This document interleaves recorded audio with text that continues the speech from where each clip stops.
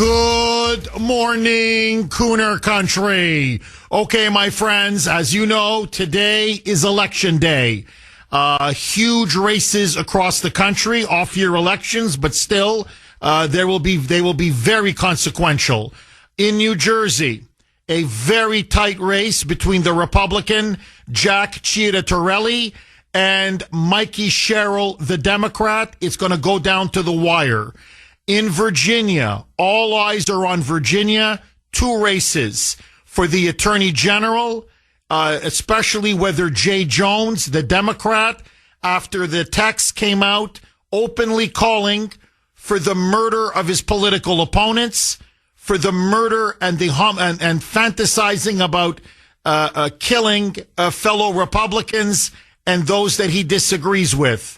Will that turn the race in Virginia, especially the governor's race between Abigail Spanberger, the Democrat, and Winsome Earl Sears, the Republican?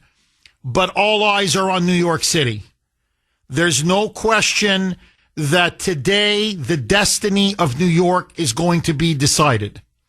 And as we head down the stretch, poll after poll after poll shows Andrew Cuomo slowly clawing back some of the lead that Mamdani has gained. He is closing the gap, but still, depending on which poll you look at, Mamdani is up by 7. Other polls have him up by 10. Another poll has him up by 11 points. So, unless the polls are completely off, or barring a miracle, or some kind of a disaster in the Mamdani turnout effort, it now looks very likely that New York City will elect an Islamo-communist to be their next mayor. And so, President Trump has now come out at the 11th hour. He was hinting at it the last couple of weeks, urging Republicans. It's been about 10, 14 days now, saying you really got to give Andrew Cuomo a hard look. Curtis Sliwa, the Republican nominee, simply cannot win if you look at the polls. And maybe it's time to bite the bullet and go with the lesser of two evils. As Trump said just a couple days ago, I'd rather have a Democrat in New York City as the mayor than a full-blown communist. Well, yesterday, he left no more doubt. He endorsed Andrew Cuomo. President Trump came out and said that a vote for Curtis Sliwa is now essentially a vote for Mamdani. That the only candidate who has a realistic chance of defeating Mamdani, of stealing this from him at the last moment, is Andrew Cuomo. New York City is a Democrat stronghold. Republicans do not do well in New York City. So a traditional Democrat like Cuomo, former governor, with still a lot of support in New York City, is the only one, according to Trump, who has a realistic chance of still pulling this out of the fire and defeating the communist Mamdani. Trump also warned the people of New York that if they vote for a communist like Mamdani, it will be the end of New York City. It will be a disaster, really, as he put it, the downfall of the greatest city in America. Trump is a New Yorker. I know he lives now in Mar-a-Lago, but he was born there. He was raised there. His financial empire was essentially built in New York. He loves New York City. He still considers himself at heart a New York kind of guy. And he says for him, this is a living nightmare. And so he has now promised that should Mamdani win, he will take a political sledgehammer to New York City, and you will see New York go the way of London under Sadiq Khan. Crime will explode. Lawlessness will be rampant. Businesses will flee. Investors will leave. Taxpayers will leave.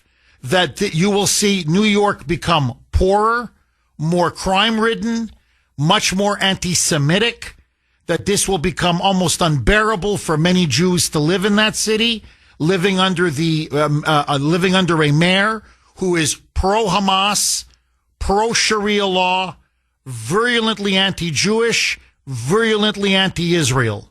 And so Trump is saying, before you jump off that cliff, think hard and long about the decision you're about to make. And then he issued a warning. This warning, he said it over the weekend in his interview with 60 Minutes, and he repeated it again on Truth Social last night. Listen now to President Trump telling Norah O'Donnell on 60 Minutes Sunday night, you're not going to get federal funding. I'm going to give you the absolute bare minimum that I have to give. But I'm telling you, federal funds are going to dry up. New York is going to feel the pain. I will not send taxpayer dollars to an avowed communist who will run that city into the ground. Roll cut 3, Mike.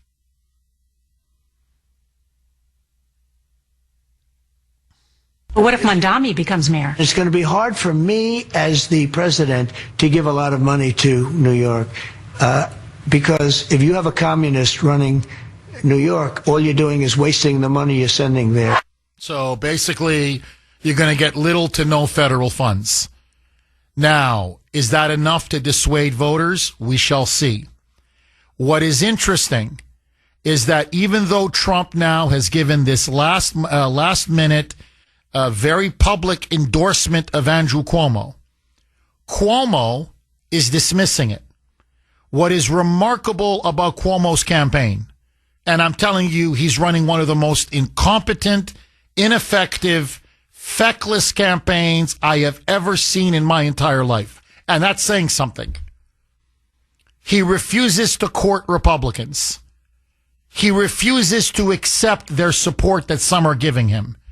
He is doing everything he can to continue to bolster his anti-Trump credentials, saying he's going to fight Trump every step of the way if he's the mayor, that he doesn't want to get along with Trump, that New York City will remain a sanctuary city, and that he will be Trump's toughest opponent in the country. So Trump is trying to give him support, in fact, his endorsement, and Cuomo is effectively spitting in his face. Listen now to Cuomo. This was on a New York radio show when they said, you know, Trump says he's backing you. Trump is urging all of his supporters in New York to go out and vote for you. He's telling the Republicans, basically throw Curtis Sliwa under the bus. Don't vote for Curtis. Vote for you. What's your answer? Listen to Andrew Cuomo. Roll cut 1. Mike. Your boy was just on 60 Minutes, Cuomo, saying that you're his guy. No. First of Trump said you're his candidate. If he had to pick a bad Democrat or what did he say? Or a communist. Or a communist, he's picking you. Hello? I think that they cut him off. Sandy says that it's just a cell phone that just, the call just dropped because of a cell phone. And Mike says that's the exact same noise that it makes on our show when we lose a cell phone connection. So they doubt that Cuomo hung up or that his people just cut him off.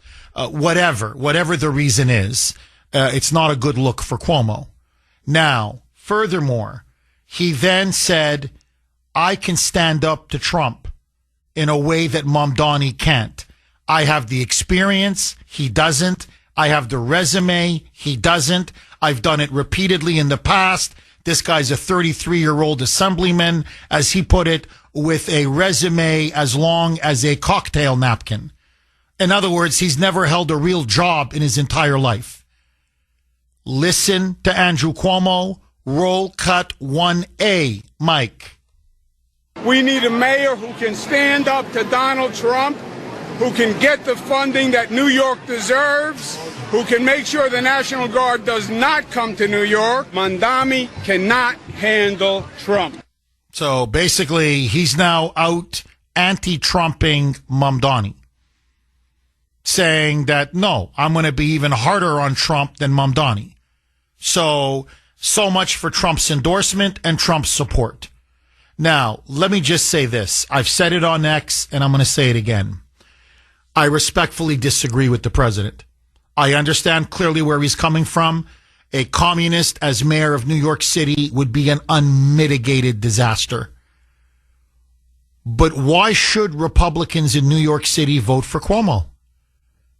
This is the same man who murdered senior citizens. This is the same man who imposed the authoritarian lockdowns that crushed the economy of the state of New York and violated the civil liberties of every single New Yorker. This is a man who turned New York into a sanctuary state. In other words, the choice between Cuomo and Mamdani is the choice between stomach cancer and a brain tumor. Okay, you can cut the tension with a knife in New York City. I think almost every New Yorker now realizes that New York will never be the same again should they elect Zohran Mamdani. I think there's no question. And President Trump is warning the people of New York, be careful what you vote for, because you just may get it. And you may wish for Mamdani. You may think he's the answer to your problems. You're going to find out, like every other place on earth, communism leads to mass misery. And so at the last hour, the 11th hour, yesterday, President Trump, in a shocking move, publicly endorsed his arch nemesis, Andrew Cuomo, saying he'd rather have a bad or horrible Democrat than a communist running New York City. And he's urging all Republicans now, anyone supporting Curtis Sliwa, all MAGA patriots, switch from Sliwa and support Andrew Cuomo. Together, if they unite those two forces, maybe they can head off Mamdani before he gets to the to victory, that to stop Mamdani from getting the majority. Now, just a couple of points, and then I want to throw it open to the great audience of Kuhner Country. Number one, and this to me is the question on the table right now, do you agree with Trump's decision to endorse Andrew Cuomo? Do you think it's a good move? Do you think it's a bad move? The conservative media establishment, Fox News, the New York Post in particular, which is owned by the Murdoch empire, the Wall Street Journal. There's a big radio station up in New York City, WABC, all of them. And by the way, Curtis Sliwa worked for WABC. He was a very popular talk show host. In fact, he worked for them right up until he ran for the mayor's race. In fact, all of his colleagues at WABC, all these other people on air, urged him to run, saying, someone's got to stop Mamdani. You're the guy to do it, Curtis. Run. And so he put his career in jeopardy and said, okay, I'm suspending my show and I'm going to run. And now, one by one, every major talk show host, or I think almost every major talk show host on WABC has stabbed Curtis Sliwa in the back, saying, you need to drop out of the race. You need to endorse Andrew Cuomo. You're the one now that's going to be the spoiler. You're the one now that's going to cost the election for the city of New York and give Mamdani the win because you're splitting the anti-Mamdani vote with Andrew Cuomo. And so WABC, host after host after host, under orders from their owner, and it's coming straight from the top, has said, you've got to endorse Andrew Cuomo. And so as Curtis Sliwa rightly put it in his last, and I think final interview with WABC, he said, you know, you guys have turned WABC into always broadcasting Cuomo. And you could see he was very emotional. He was very angry. He was bitter. He felt profoundly betrayed, saying, you all asked me to run. I did everything right. And now, one by one, some of the very people that I trained, some of the very people that I helped get a job at WABC, you're all shanking me in the back. saying I should drop out? Why should I drop out? And suddenly now we're all supposed to embrace Andrew Cuomo? Now, and he's completely right. He has been betrayed by the New York Post. He has been betrayed by Fox News. He has been betrayed by WABC. They're all embracing Andrew Cuomo. And look, you can put lipstick on a pig. It's still a pig. And the fact of the matter is, and I'm just going to lay it out, if I'm a Curtis Sliwa supporter, and I am, by the way, I would vote for him 1,000 times in New York City over either one of, either the communist or the destructive leftist. That's really the choice. As I said, it's brain tumor, they kill you fast, or stomach cancer, they kill you slow. That's the choice between Cuomo and Mamdani. That's the difference between the two men. So, as conservatives, we're supposed to now vote for a man who committed mass murder against senior citizens during the so-called pandemic. We're supposed to vote for a man who literally imposed one of the most draconian, authoritarian lockdowns, closed down the schools, shut down businesses, shut down churches, imposed these insane vaccine mask mandates, destroyed the civil liberties of the entire state of New York, who was disgracefully pushed out of office on a sexual harassment scandal. Okay, thank you, Sandy. This is what the man has done. On top of giving driver's licenses to illegal aliens, and on top of turning his state into a sanctuary state. And so I'm supposed to vote for him because he's quote unquote better than Mamdani? No, they both suck. If you want to, I can't stand either of them. Don't get me wrong. I hate Mamdani with every fiber in my being. But honestly, if you're going to kill me quick or kill me slow, I'd rather you kill me quick. Get it over with. Because all you're doing with a Cuomo mayoralty is you're just prolonging the death spiral of New York. That's all you're doing. So, no, I'm sorry. And I got to say this. What did Curtis Sliwa do wrong? How come suddenly now he's become the bad guy? He ran for the Republican primary. He won. He never murdered anybody. He never locked the state down. He never stole everybody's civil liberties. He never shut down people's businesses.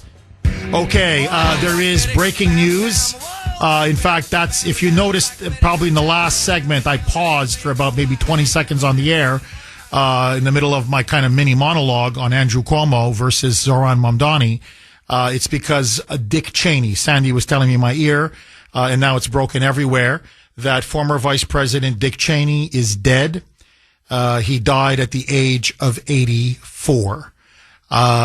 Generally, I don't speak ill of the dead when they've just passed away.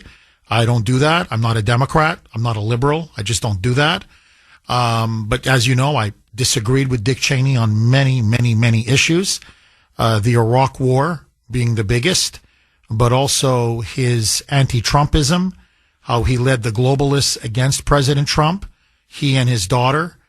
And so I was never a big fan of Dick Cheney, and I became even less of a fan as the years went on.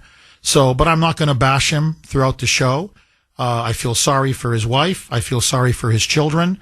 I want to express my sympathies, my condolences to the entire Cheney family. But I'm not going to talk about him. I don't like to speak ill of the dead when they've just passed away. I don't do that. So, anyway, it is what it is. He is dead. He passed away at the age of 84. All right. Today is election day in New Jersey, in Virginia. By the way, there are some very big mayoral races in Minneapolis, St. Paul, where a Mamdani-like candidate, Omar Fateh, is looking to defeat the establishment Democrat, Jacob Frey, very similar to Andrew Cuomo, versus Mamdani. All eyes are going to be on that race as well, and also in Seattle. So the radical left now believes that they can take over not one, not two, but three major American cities. Obviously, the crown jewel is New York. So the question now is this: will Trump's endorsement of Cuomo help him? Will it lead to a defection among the Curtis Sliwa supporters in favor of Cuomo and give him enough support to put him over the top at the very last possible moment? We shall see. Let me just say this. Curtis Sliwa is a very good man. He has been fighting crime his entire career. He founded the Guardian Angels. He is a conservative. He, frankly, is loyal to Trump. He is very loyal to New York. In fact, he's the only one who has come out and said, even if Mamdani wins, I don't care. I'm not leaving New York City. I was born in New York. I was raised in New York. I am a New York patriot, and I will go down with the Titanic if need be. And look, as I said, he's not corrupt. He never got pushed out of office because he was sexually harassing women. He never murdered senior citizens. He doesn't support sanctuary cities. Cuomo does. He never turned New York into a sanctuary state. Cuomo did. He never locked down the entire state. Cuomo did. He's never violated the civil liberties of a single New Yorker. That's all Cuomo has done. So, to me, I'm voting Curtis Sliwa. And I think every conservative should vote for Curtis Sliwa. And I think every Republican, and frankly, any sane New Yorker should vote for Curtis Sliwa. Well, Jeff, a vote for Sliwa is a vote for Mamdani because Sliwa has no chance. Well, I'm sorry. Then let New Yorkers live with the consequences of their crazy politics. You know, again, not to belabor the point, Cuomo will kill you. He'll kill you slower, yes, but he'll still kill you. He's basically Bill de Blasio. Like, have we forgotten Bill de Blasio just 4 years ago? He was running New York City into the ground, the way Cuomo was running the entire state into the ground. Now, is Mamdani, in a sense, worse? Is he sort of, brain cancer or a brain tumor? It's more shock. I mean, it's fast. It's, it's like stage 4 brain tumor, stage 4 brain cancer.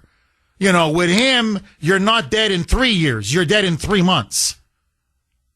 But kill me slowly or kill me quickly, you're still killing me. And so after a while, I think the people of New York have to live with the consequences of their insane left-wing politics. And so it's not that I want Mamdani to win, quite the contrary. But what I'm saying is, why should I be complicit in evil?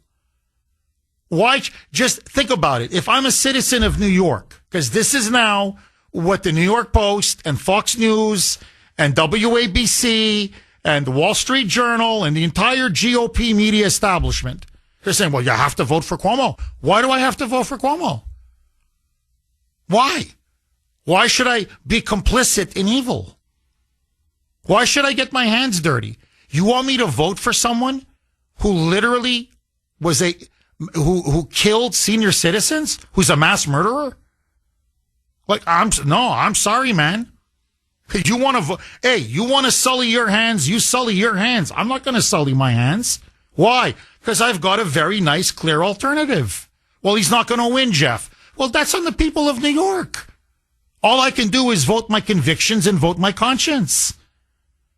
I'm not going to turn myself into a pretzel and vote for a monster like Cuomo because people are telling me Mamdani's an even bigger monster. And look, this is the problem that the Democrats have. You're going to socialism, or frankly, you're going to communism with the Democrats. Now, we can do this a la Andrew Cuomo the slow way, or we can do it under Mamdani at 60 miles an hour. But you're still ending up at the same place. So if this is what it takes, if New York needs to collapse, so maybe it can rise again, let it happen. I don't know what else to say to you. So, and by the way, I don't think it's going to help Cuomo. And this is my final point about Cuomo. Now that the president has expended political capital on his behalf, does he say thank you? Does he say, I'm calling on everybody who's against Mamdani to vote for me, whether you're Democrat, Independent, Republican? That's all he's got to say. In other words, or a Trump supporter. In other words, I'll take your vote. No, he won't even say that. I hate Trump. I'm going to oppose Trump. I'm more effective at opposing Trump than Mamdani is. I will keep New York a sanctuary city, but unlike Mamdani, I will keep the National Guard troops out because I know how to fight Trump better and harder than Mamdani because I have more experience and I'm more battle hardened because I fought him for years from the governor's mansion. That's literally his pitch in the last 24 to 48 hours. So President Trump extends the olive branch, says, look, I'm trying to save the city from this communist nut job. So, you're a horrible guy and you're a bad Democrat, but you're better than this Marxist flamethrower. And what's Cuomo's answer? Puh. He just spits in his face. So, okay. I don't know what to tell you. So it's ironically, whatever boost or help he was going to get, now he squandered that. So please, I can't believe how everybody is blaming Curtis Sliwa. And by the way, from the very same people who told him to run. So what does he do? He runs. He gives up a lucrative job. He wins the primary. Everything is above board. He wins fair and square. He's the only guy with clean hands in the entire race. And suddenly he's the bad guy. He's now the spoiler? No. Don't dirty your hands and vote for either Cuomo or Mamdani. Vote Curtis Sliwa. At least that's what I would do if I was living in New York. Now, but that's me. I want to hear from you, the great audience of Kuhner Country. 617-266-6868 is the number. Trump endorses Cuomo. A, will it have any impact? B, okay, news broke about maybe 25 minutes ago. Former Vice President Dick Cheney has died at the age of 84. Okay, my friends, the Kuhner Country poll question of the day, sponsored by Mario's Quality Roofing, Siding, and Windows. Who will be worse for New York City? Who do you think is worse? A, Mamdani. B, Andrew Cuomo.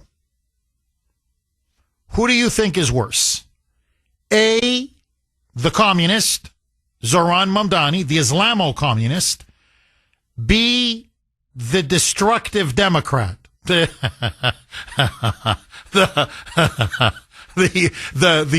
corrupt leftist Andrew Cuomo. A or B? It's a shame we don't have a C. None of the above. Because to be honest, to me, for me, it's none of the above. But let that go.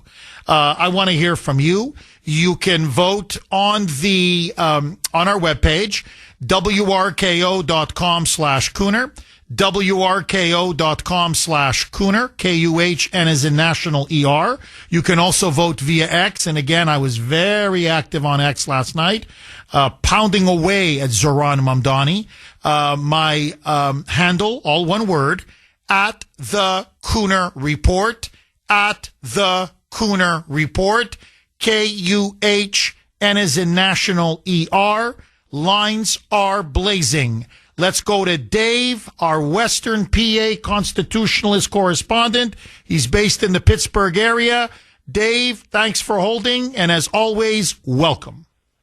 Yeah, Jeff, talk about a sword going through someone's back. Never mind a knife stabbing you, Jeff. I mean, I heard Slee on the radio before. He's pretty good. And, you know, for his coworkers to do this to him, Jeff, it's like you can count your friends, but you can't count your enemies. You know what I mean, Jeff? It's crazy. But, you know, former VP and SecDef, Dick Cheney, rest in peace. That's all I'm going to say too, Jeff. But, you know, Jeff, it's ironic here, too, in Pittsburgh, our current mayor got tossed out in the primary, and he's just going to be replaced by another liberal, and in fact, a Republican, Jeff. Get this, you think New York City's crazy. We're calling the Allegheny County crazy people, like Murdoch from the A-Team and Kramer from Seinfeld, because the Republican that's running against them is a rhino's rhino, like a Kerry Healy back there or a Mitt Romney. So no matter what we do, Pittsburgh is going to be more screwed than you know what. So, Dave, who do you think is going to win today? Do you think Mamdani is going to win? Or do you think Trump's endorsement is going to give Cuomo the jet fuel, the boost that he needs to put him over the top and to catch Mamdani at the end? Jeff, if I may, you said jet fuel. How about some JP-8 that I used to haul in Iraq the second time doing motor transport? But yeah, Jeff, I think the JP-8's going to help. Let's hope and pray. I mean, I pray for the lesser of two evils, Cuomo. But, you know, he should be thanking Trump instead of cursing him. But, you know, that's New York City politics back when he was mayor and governor. So, but you know what, Jeff? I think it's gonna be close. I think New Yorkers are actually very good people. Some of them aren't that bright Yankees fans, obviously.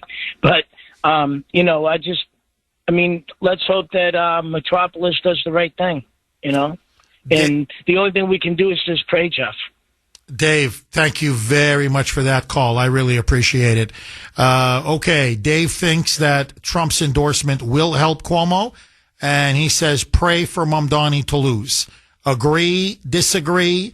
Barbara in Maryland. Thanks for holding, Barbara, and welcome. Good morning, and thanks for taking my call. My pleasure, Barbara. I have been watching this race. I'm from New York, and I've been watching this race from the very beginning. And Curtis Sliwa, I've always liked him because of his strong stance on law and order. But I've got to tell you, at least in my opinion, he ran a terrible campaign. He ran a terrible campaign, and the first mistake I think he made is the same one that I've seen other Republicans make who are afraid of their blue state. He never, ever have I heard him say out of his mouth one time that he's an America First candidate and that he's going to follow or do any of the things that President Trump has done. In fact, Curtis Sliwa seems to have gone out of his way not to mention President Trump's name and the accomplishments that he's made or done. That's one of the things I noticed from the very beginning when he started getting a little bit of traction. I listened to Larry Kudlow yesterday, and Larry Kudlow said something that kind of brought it all together. Larry Kudlow said, you know, I think he made a big mistake because he never courted Trump's vote. That just, to me, that was bingo, because he never courted President Trump's vote. He never considered himself America First. And I can tell you, my relatives in New York, they are afraid of Mamdani.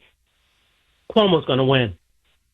He's going to win. His numbers have already gone up because of what's happening with not just what President Trump endorsed in Cuomo. I'm sure that gave him a little bit of, it did. It gave him a boost. However, it's what people found out about Mamdani over the last, say, 6 weeks, 4 weeks, the last 2 to 4 weeks, especially. All of the things that he's been lying about are being exposed. And it's being exposed on the street because there's so many podcasters who are on the street. There are people that are out there talking to people. And then there's a group called the Muslims against Mamdani, against him, that are out there in numbers. And there are also people walking the streets of New York against him. Cuomo is going to win. But Sliwa I kept asking friends of mine, I said, what is it between Curtis Sliwa and President Trump? I said, has he ever slighted him? Or there's something, it may be from years ago, I don't know what, but tell me if I'm wrong. Have you ever heard Sliwa refer to President Trump or America First in anything he's ever said? Because I'm telling you, I've never heard it. Well, that's a very good point, Barbara. To be honest, I didn't look at it from that lens or that angle. The way I looked at it, and I think you're right. I mean, he did not run a very good campaign. I think it's pretty obvious.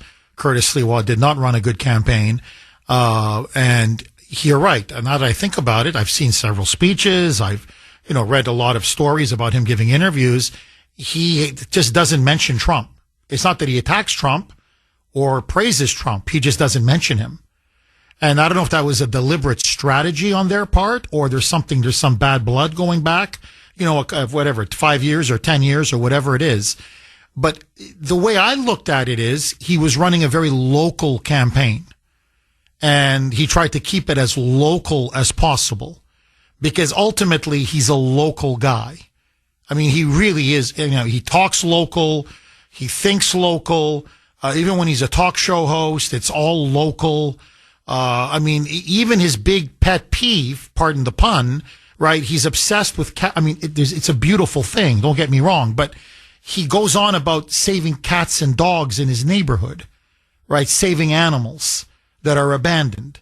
So, even the thing that he's also, besides crime, that he's really known for, he's an animal rights lover, but again, very local. It's all, the cats and dogs in Brooklyn, where he's from in Brooklyn.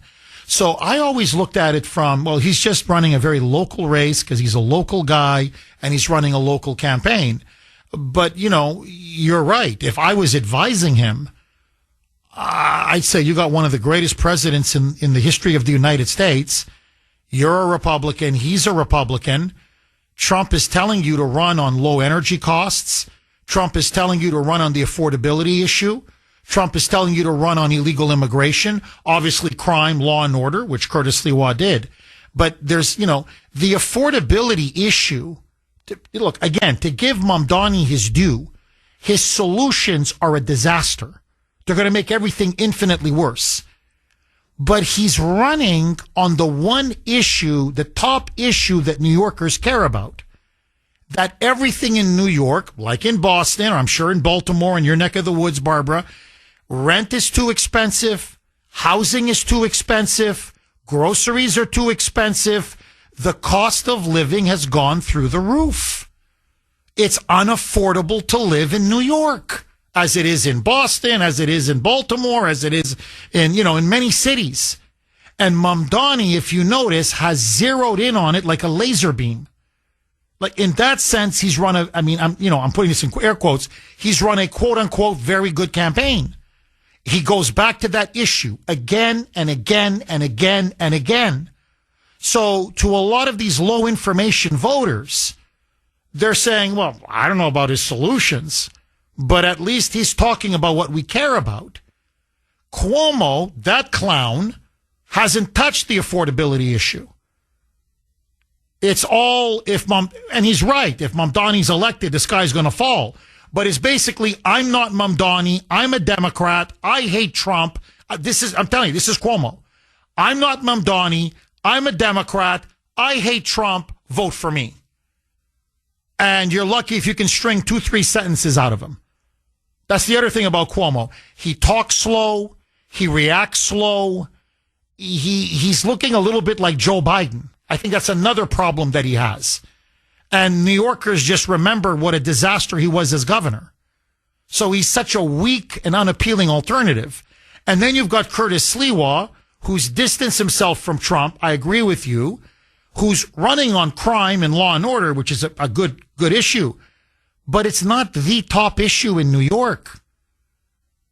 And so the opposition to Mamdani was weak. It was divided. In many ways, it was ineffective.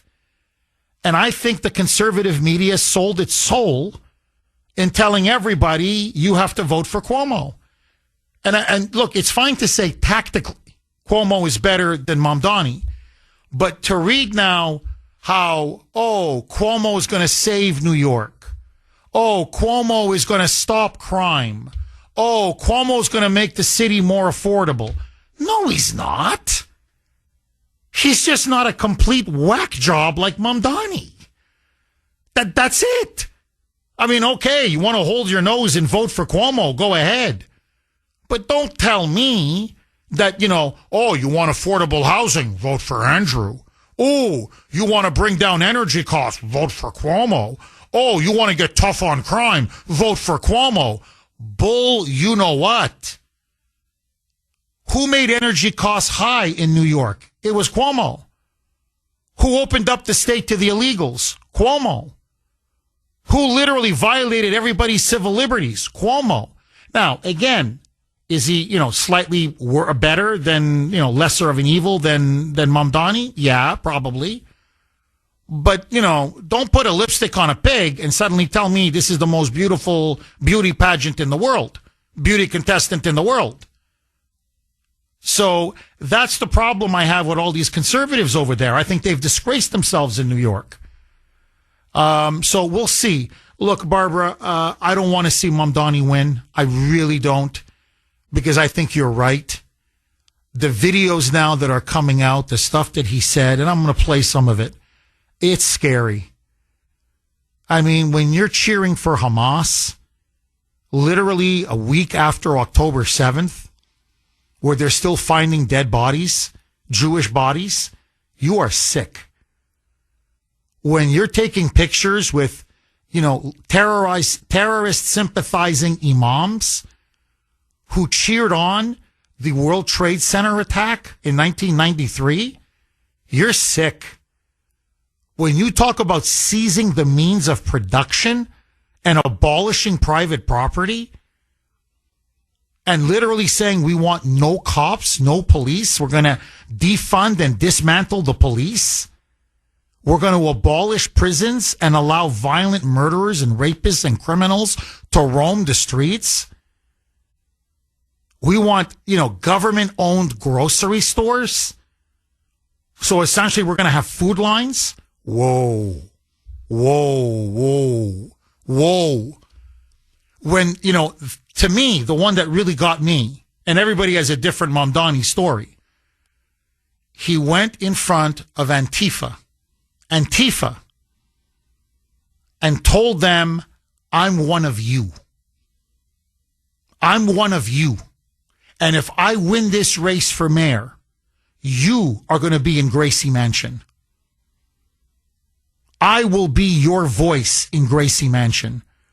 In other words, Antifa's coming to power, backed by the Muslim Brotherhood. It's a bullet from the left and, to the temple. It's from the left and it's from the right. He's going to kill you both ways. He's an Islamo-communist. He's an Islamist and a Marxist. New York is dead. It's dead. Tomorrow, if he wins, just hold a freaking funeral for the city because New York will have fallen. Barbara, final word to you. Am I wrong? Everything you said is right. And also the reason that Cuomo is going to win. Curtis Sliwa ran a local campaign to a city that's larger than two of states. It's not local. That local grown boy in Brooklyn thing did not work. And he thought he could do it without President Trump. He didn't attempt to use America First. He didn't have who came into to campaign for him? Did he have Byron Donalds come in, or maybe Wesley Hunt to go into the black neighborhoods and have rallies about the crime in the cities? No, he did not. He ran. I was just hitting myself. I'm like, what is this? What is he doing? He had a chance to win, and he squandered it. And right now, I know as far as I looked at the recent poll, Andrew Cuomo has closed the numbers up to its single digit, and he is going to pull this off because of everything you said that Mondami is going to do. He didn't talk about it, but now everybody knows that that's what he's about because that's just the way I think this is going to roll. Barbara, let me ask you this. Trump kind of slightly referenced it. He just touched on it. Now, look, I know it's part of who Curtis Sliwa is, his public identity. He always wears that beret. It's from the Guardian Angels that he created, 40 years ago. Even when he's on the air, he wears it. Everywhere he goes, he wears it. And he insisted during this campaign, and he had a very nice suit on often, and, he was well dressed, but he always had the beret. All the time, the beret. Every press conference, the beret. Every interview, the beret. Every picture, the beret. And Trump basically said, you look a hell of a lot better without the beret. Meaning, look, yes, it's a superficial thing, but basically Trump was saying, look, who's going to take you seriously when you keep wearing a beret? Now, Barbara, you may disagree with me. If I was advising Curtis, I would do almost everything what you just said. I think was brilliant. Let's get Byron Donalds. Let's get Wesley Hunt. Let's get these people into the communities and rally up support for you. And we're going to run, you're right, a true city, New York City campaign, because New York is a city state. It's one of the biggest, greatest cities in the world. So you can't just run a strictly local campaign. You got to think much bigger than that. So I agree with you. But, okay, once in a while you wear the beret. It's part of who you are. It's got that Brooklyn flavor to it. Okay. But if you keep wearing it over and over and over again, people are going to start, they're going to start not taking you seriously. And I think, if I was advising him, I'd say, look, Curtis, man, you got to stop with the beret. You want to wear it once in a while, fine. Hey, look, it's your body. It's up to you. But you look a bit like a clown with the beret. I'm sorry. I'm just sorry. It's image. I understand it's superficial, but, that's how people are. Sure, Trump will wear the occasional MAGA hat or whatever, but he's often in a suit and, he's not wearing a hat all the time. In other words, it's, there's a time to play around and there's a time to be serious. You're asking for people's vote. You're asking them to make you the mayor. You got to look like a freaking mayor. Barbara, am I wrong? Should he have not worn the beret, or do you think ultimately that doesn't matter? It wasn't the beret. It was him. The beret, that's a minor, a detail kind of thing. It's like his signature thing. That's okay. It's like Michael Jackson with the white glove, That's not what did it. It was him. Ron DeSantis would have come up and helped him. I don't know who was running his campaign. It just had me, I was just dumbfounded. That's a great point. Man had an opportunity. You're right. You're right. He could have had DeSantis. He could have had so many people come in. No, you're right. Barbara, you are spot on. Barbara, as always, very thoughtful call. I always learn something when you call. Barbara, thank you very much for that call. Mike was in my ear at this tail end of that call with Barbara, and he made a very good point. He said, Jeff, how many New Yorkers even know what the beret stands for? Right? It's a Guardian Angels beret. That's why he always wears it. He's very proud of it. But Mike is right. Mike says, most New Yorkers, at least if they knew what it stood for, right? It'd be like, well, hey, he's a law and order guy.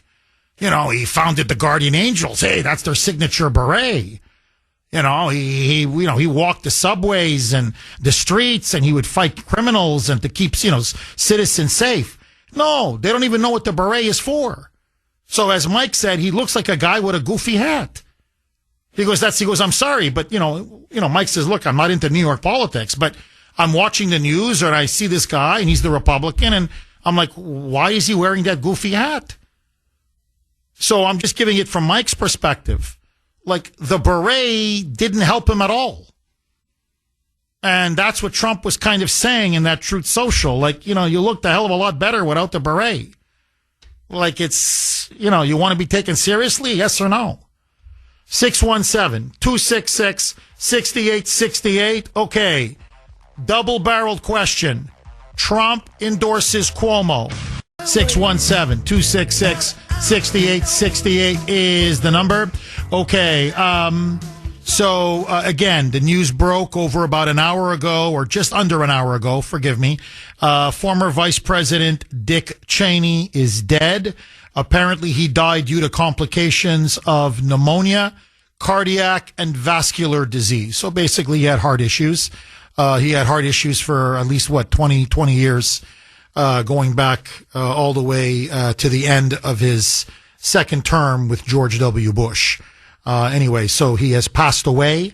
And again, my condolences to him, his wife, his children, and his grandchildren. 617-266-6868. Jake in Gloucester. Thanks for holding, Jake, and welcome. Good morning, Jeff. It's been a while, Jeff. Jake, nice to hear from you.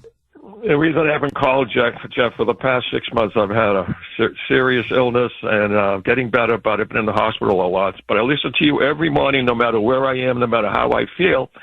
And I had to call you this morning because you're talking about a good friend of mine, Curtis Lewa, going back in 1979 when he came to Boston to round up the New Guardian Angel chapter in Boston after he did that in New York. He was 25 years old. I went to meet him because I saw a short segment on him concerning the fact that he came from as a McDonald's manager, a nobody, to deciding that he couldn't put up with these 2,000 murders every single year in New York City. He was just a tough kid, an honest kid. And at 25, he formed the Guardian Angels. Jeff, I've known Curtis for 45 years. I didn't get involved with it because I couldn't at the time. I'm the same age as Curtis. We're both 71. Sometimes in life, you meet people that are just special. They're just unique. They're just one of a kind. For example, Ronald Reagan, just one of a kind. Donald Trump, one of a kind. George Patton. That is what Curtis is, a George Patton. Curtis Lewa, probably the most honest man I've ever met, probably the man with the most integrity. He was offered $10 million by the Cuomo campaign to drop out of this race. $10 million. He told them to go stuff it. I just talked with him last week. I told him he made a mistake at the debates, Jeff. Did you see the debates between him? I did. I did. He made a mistake. I said, Curtis, you got to...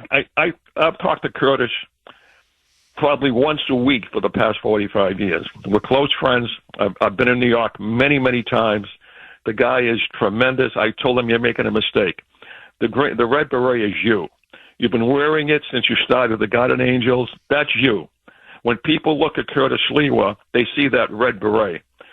Jeff, back in the 90s, I'm sure you know, he was shot 5 times in the back of a cab. John Gotti's son was involved, and of course, I'm sure the father was involved too. They shot him with hollow point bullets in the stomach, in the liver, in the kidney. They thought he was dead. 5 bullets hit him. They rushed him to the hospital. He survived. It took him a long time to survive. I went to visit him. He is one of the kind of people that when Michael Bloomberg decided not to run for a 4th term, he served 3 terms. I said, Curtis, it's your turn to run. You're famous. You're a talk show host. You've got to run now. And he said the timing wasn't right. But he wanted to, keep the Republican Party alive in New York City. And so that jerk, Bill de Blasio, that socialist communist, became mayor for 8 years. And that really, really, really brought down New York City. Then he ran against Eric Adams 4 years ago. And New York City, Jeff, is just too Democrat, too liberal. And you're absolutely right. And here's what happened between him and Trump. Years ago, they had a big falling out. They never really met each other in person, never had any direct contact for years. Trump and him, it's a very personal thing, and I'll only give your audience a hint. It involved a woman. It wasn't politics. It was a woman. And to this day, they really haven't spoken to each other. Curtis doesn't talk much about Trump. And when Curtis was on the radio with Ron Kuby for years and years, both on OR radio and ABC radio, he never really talked about Trump because Trump was famous, but he wasn't as famous as he is now. And Ron Kuby was the one that wore the ponytail, far-out liberal, far-out I remember socialist. him. Yeah, I remember him, Jake.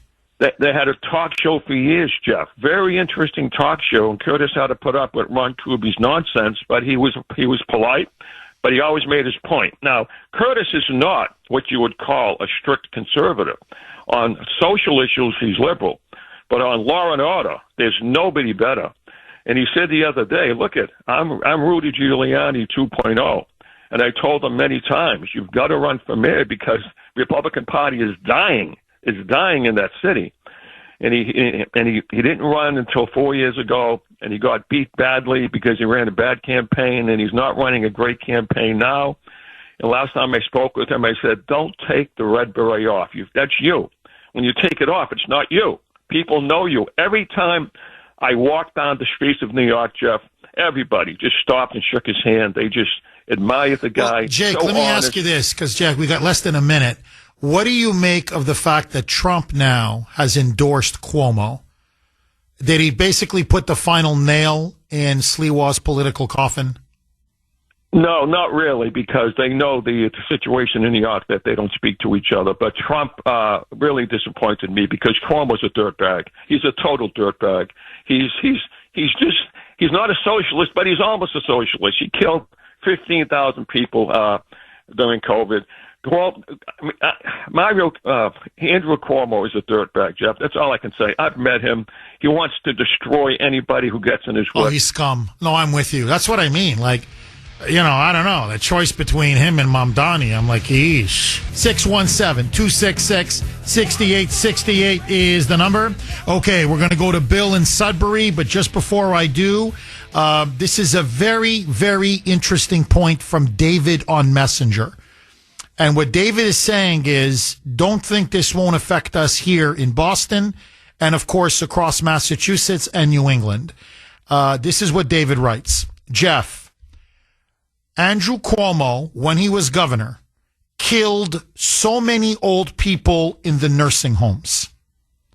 I'm not sure why Cuomo supporters can get over this and vote for him again. Frankly, neither do I. How many senior citizens this guy massacred by deliberately putting COVID-infected people into these nursing homes? I mean, it was a bloodbath. He's a mass murderer. The man is a mass murderer. Now, Mamdani likes mass murderers, but the last time I checked, he isn't a mass murderer. Cuomo is a mass murderer. I mean, I'm just calling it the way it is. Anyway, David continues. Curtis Sliwa seems to be the logical choice for New York.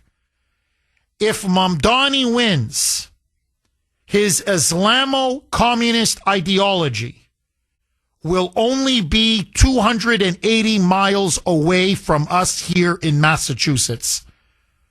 Jeff, fasten our seatbelts. This could get ugly.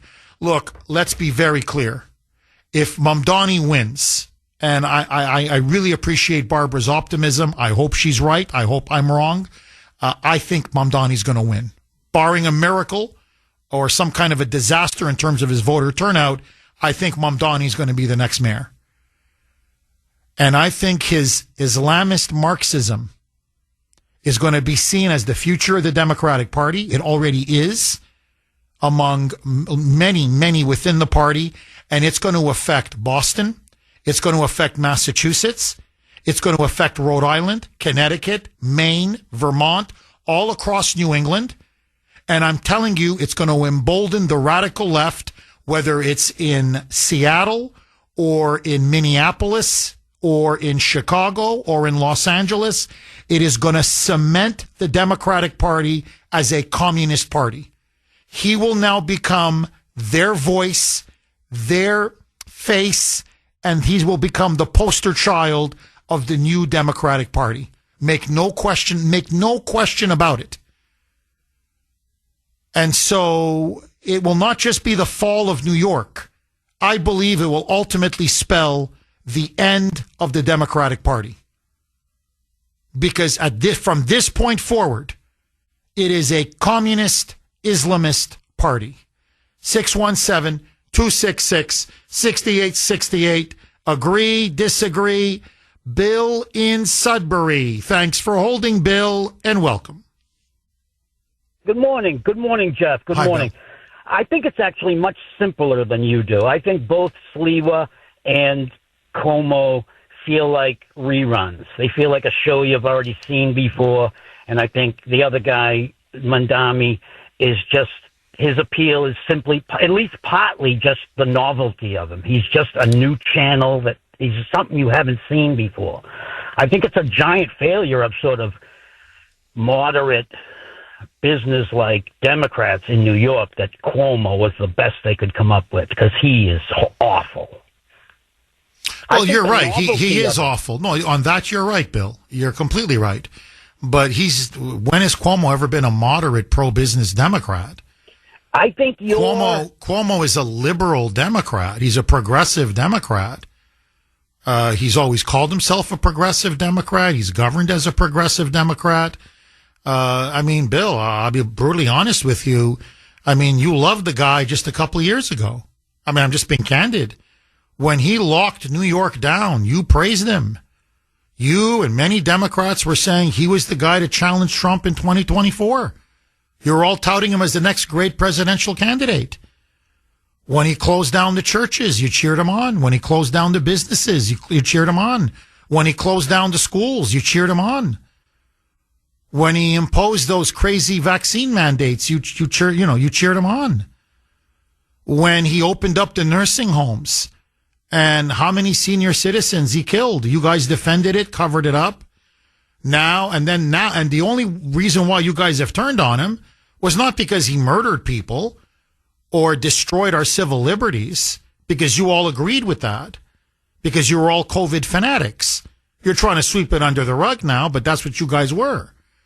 It's when he got caught for sexual harassment and he was forced to step down because he was harassing woman after woman after woman after woman. So this idea that Cuomo's a moderate, that's a lie. The last thing Cuomo is a moderate. No, Cuomo is a liberal Democrat. And his policies, like those of other liberal Democrats, have driven New York into the ground. Now, you say we've seen the Curtis Sliwa movie before. No, we haven't. Curtis Sliwa's never been in power. The only thing close to Curtis Sliwa was Rudy Giuliani in New York. And Rudy Giuliani was an incredibly successful mayor. Maybe one of the greatest mayors New York City's ever had. So to me, what you're going to get with Curtis Sliwa if he wins is Giuliani 2.0, which would be the salvation of New York. But I want to take issue, Bill, with your bigger point, and I'm going to give you a chance to respond. You said, well, we haven't, Mamdani's a fresh face, that this is something new. We've never tried this before. Oh, I beg to differ. We've tried communism over and over and over and over again. And that's what Mamdani is offering. We've tried it in Cuba. We've tried it in Venezuela. We've tried it in Russia. We've tried it in Eastern Europe. We've tried it in China. We've tried it all over the world. Even here in the United States, we've had all kinds of experiments with socialists and communists, and every time they get into power, it is an absolute guaranteed disaster. It's a disaster. So the fact that people like you are supporting Mamdani proves everything I've been saying. The Democratic Party is a communist party, and many of its hardcore supporters are totalitarian thugs. And look, anti-Semitism has existed for thousands of years. Mamdani is a Jew hater. Mamdani is a Islamist terrorist sympathizer. He's pro-Hamas. And now you're going to have a pro-Sharia law, pro-Hamas, Jew-hating Islamist backed by the Muslim Brotherhood as the mayor of New York. And if you think that's a recipe for success, I got news for you. It's going to lead to doom, decline, and disaster. But, Bill, it's your party. If you guys want to jump off the cliff, who am I to stand in the way? Final word to you. Go, Bill. That was a really long speech, and you didn't even come close to my point. I did. I answered every single point. That's number one. And number two, just hold on. You know, Bill, look, a mini monologue is not a speech. If you can't keep up with the mini monologue, well, that's your intellectual problem. Now, you made 3 claims.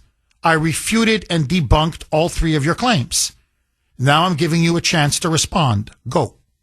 I don't think the mayor of New York is nearly as influential worldwide as you do. I think if Mandami wins, very shortly he will run into the machine that is New York, and all his promises all of a sudden become very, very hard to actually do. What you're saying is the minute he gets there, everything he wants will happen, and it'll just be this Muslim Brotherhood, nirvana. But that's not how it works. What was the last mayor of New York that you really liked, that you supported fully? Giuliani. When was the last one? Giuliani. Okay, so that was like 25 years ago. 20 years ago, and he did he turned New York around. New York experienced a renaissance under Giuliani, and then the Democrats took over.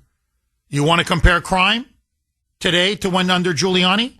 You want to compare investment? You want to compare unemployment? You want to compare jobs? You want to compare quality of life? It was infinitely better under Giuliani than it was under, you name it, Bloomberg, de Blasio, Eric Adams, and now this Marxist that's on the verge of coming to power. I think that he's the novelty, his a new face.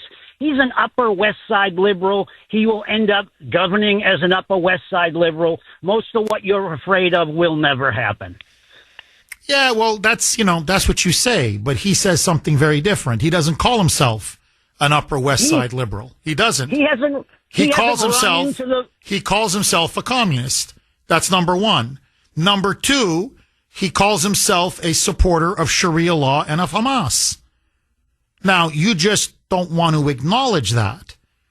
Now, I'll tell you this, a mayor can be very destructive. Just look at what happened under Bill de Blasio. How far New York fell. Look how bad things have gotten under Eric Adams. This guy in power? And now you're trying to tell us it's going to be no big deal? Remember, he's got complete control over the police. He wants to defund and dismantle the police. By the way, the polls disagree with you. There is a poll out that says nearly 1 million New Yorkers are going to flee and leave New York. Businesses are going to flee. Taxpayers are going to flee. Investors are going to flee. The only guy that seems to want to move to New York is Bill in Sudbury.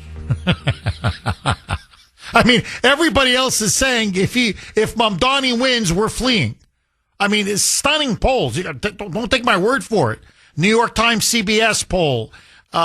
You've got Associated Press poll. You've got, NBC News, Wall Street Journal poll. There's a New York Post poll. The only, some say over 1 million, some say just under 1 million, but they're basically saying now about one out of every 7 or 1 out of every 8 New Yorkers, which is a lot, say if Mamdani wins, they're going to make plans to leave. They're going to put their house up for sale or look for another job, but they're out. And look, even Cuomo is saying that Mamdani will destroy New York. So even the establishment Democrats are admitting, no, this guy, you go with this guy, you're flirting with disaster, you're playing with fire. Now, Larry on Messenger, makes a really, really good point. Jeff, Mamdani clones have been in power in Dearborn and parts of Minnesota, i.e. Minneapolis, St. Paul. And it's been a demonstrable train wreck. Well, just look at Karen Bass as well in L.A. That's another Marxist. Literally a Castro supporter. Look what the hell she's done to downtown Los Angeles. It's a third world hellscape. There's another Marxist in power in Portland. Look what he's done to Portland. Look at what that Marxist socialist in Chicago, Brandon Johnson. My God, what he's done to Chicago. I mean, it's a disaster. So if you notice now, and this is someone else, I can't remember who, but someone else texted and even on Messenger said, no, Jeff, the real meaning of the Mamdani revolution is AOC is taking over New York. That's exactly what we're witnessing. Alexandria Ocasio-Cortez, who, by the way, is an avowed admirer of Fidel Castro and an avowed admirer of the late Hugo Chavez. That was Maduro's predecessor in Venezuela. He basically started the communist Marxist revolution in Venezuela. She says that, that's who she admires. She is tied to the hip with Bernie Sanders, an avowed Bolshevik Bernie. AOC is now taking over New York and is effectively now taking over the Democratic Party. It's now Bernie's party. It's now AOC's party. It's now Mamdani's party, or we'll see if by the election result. So, no, this is an historic election. There is no getting around it. And by voting for Mamdani, the Democrats will have crossed the Rubicon. And I think two things will be changed irrevocably. Number one, New York City will fall. You do not recover from a Mamdani. You just don't. I'm telling you, you don't.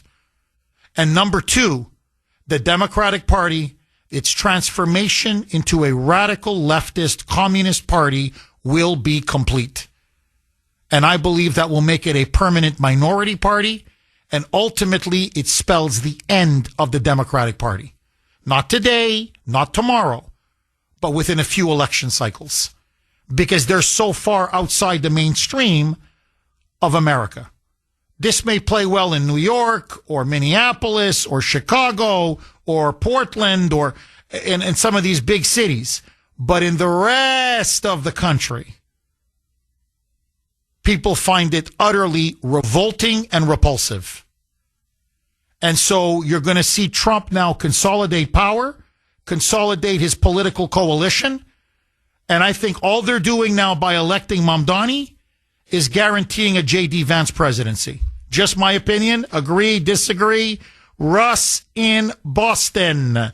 Thanks for holding, Russ, and welcome. Good morning, Professor Kuhner and patriotic classmates. Hey, Jeff, the follow bill is unbelievable. Okay, first of all, we always have to remember the bill represents the majority of Democratic voters in Massachusetts. And the crazy part about them is President Trump could give them a pot of gold, and they'd complain because he didn't give them a cat to take it home in. I mean, they're so ungrateful, it's unbelievable. Jeff, I agree with you 100%. We need to hang the hammer and sickle around the necks of the Democratic Communist Party every day forward. President Trump, what he has accomplished, he should have an 80% approval rating. He's been an unbelievable president in the 9 months he's been president. And let's face it, the people of New York are ungrateful. They owe a debt of gratitude to Curtis for what he has done. He has evidence that no good deed goes unpunished. And, Jeff, I'll tell you, I fear for the future of this country unless the Democratic Communist Party is destroyed once and for all. Well, Russ, you're dead on. You're absolutely dead on. I want to ask you this, Russ. I do feel bad for Curtis Sliwa, and I agree with Barbara. I don't think he's run the best campaign. I think he could have brought in a lot more outside help. I don't know who his campaign manager was, but I don't think it's been a very good campaign. So in that sense, he has not helped himself. Okay. I mean, that's true. But still, look, I remember the New York Post, what was this, 6 months ago, saying, Curtis, you have to run. You have to run, Curtis. All of his buddies at WABC saying, Curtis, you have to run. Oh, come on. Someone's got to stop Mamdani. Come on, run. And so the guy gives up his job. Running for New York City mayor, he's faced death threats. He's got, 5-6 security guards around the clock because everybody's threatening to kill him. He's given up his personal life. His life will never be the same again. He's put it all on the line. He won the Republican primary. He, I think, did very well in every single debate. Could have done better, but he still, to me, won every single debate. He loves his city. He's been, founded the Guardian Angels, was shot multiple times. He was almost assassinated by the mob. I mean, I could run down the whole list. And now, all of a sudden, they're all stabbing him in the back, saying he has to step aside. He's got to suspend his campaign. So he works and sacrifices everything, risks everything. And you're not even going to let him finish the race because he's got to kiss the ring of Andrew Cuomo, that mass murdering thug. Like, I'm sorry, man. It's wrong. It's just wrong. And, and Curtis Sliwa is excellent in terms of anti-Semitism. He's excellent on the issue of illegal immigration in sanctuary cities. What I'm saying is, yeah, he should have reached out to Trump, and I think he made a mistake there. But to me, comparing Mamdani or Cuomo to Sliwa, they couldn't shine his shoes. And what's his reward? As you put it, no good deed goes unpunished. He's become public enemy number one in the conservative media. And he's looking around like he's shell-shocked. He's like, what did I do wrong? You all asked me to run. I ran. I put it all on the line. I couldn't have run harder. I've got death threats. I've got security guards. And now you're telling me I got to give it all up like it was all for nothing because I've got to endorse Cuomo after everything he's done to the city and to the state? No, I'm sorry, Russ. They threw him under the bus. And when this campaign is over, I think many of them are going to be ashamed of themselves. I think Fox News is going to be ashamed. I think the New York Post is going to be ashamed. I think WABC certainly is going to be ashamed. I wouldn't want to work with those guys. If I was Curtis Sliwa, these are my friends, these are my colleagues, stabbing me in the back like this? No. So honestly, I feel very bad for Curtis. I think he's been mistreated. I think he's been abused. I think he's been betrayed. I think he deserved a hell of a lot better.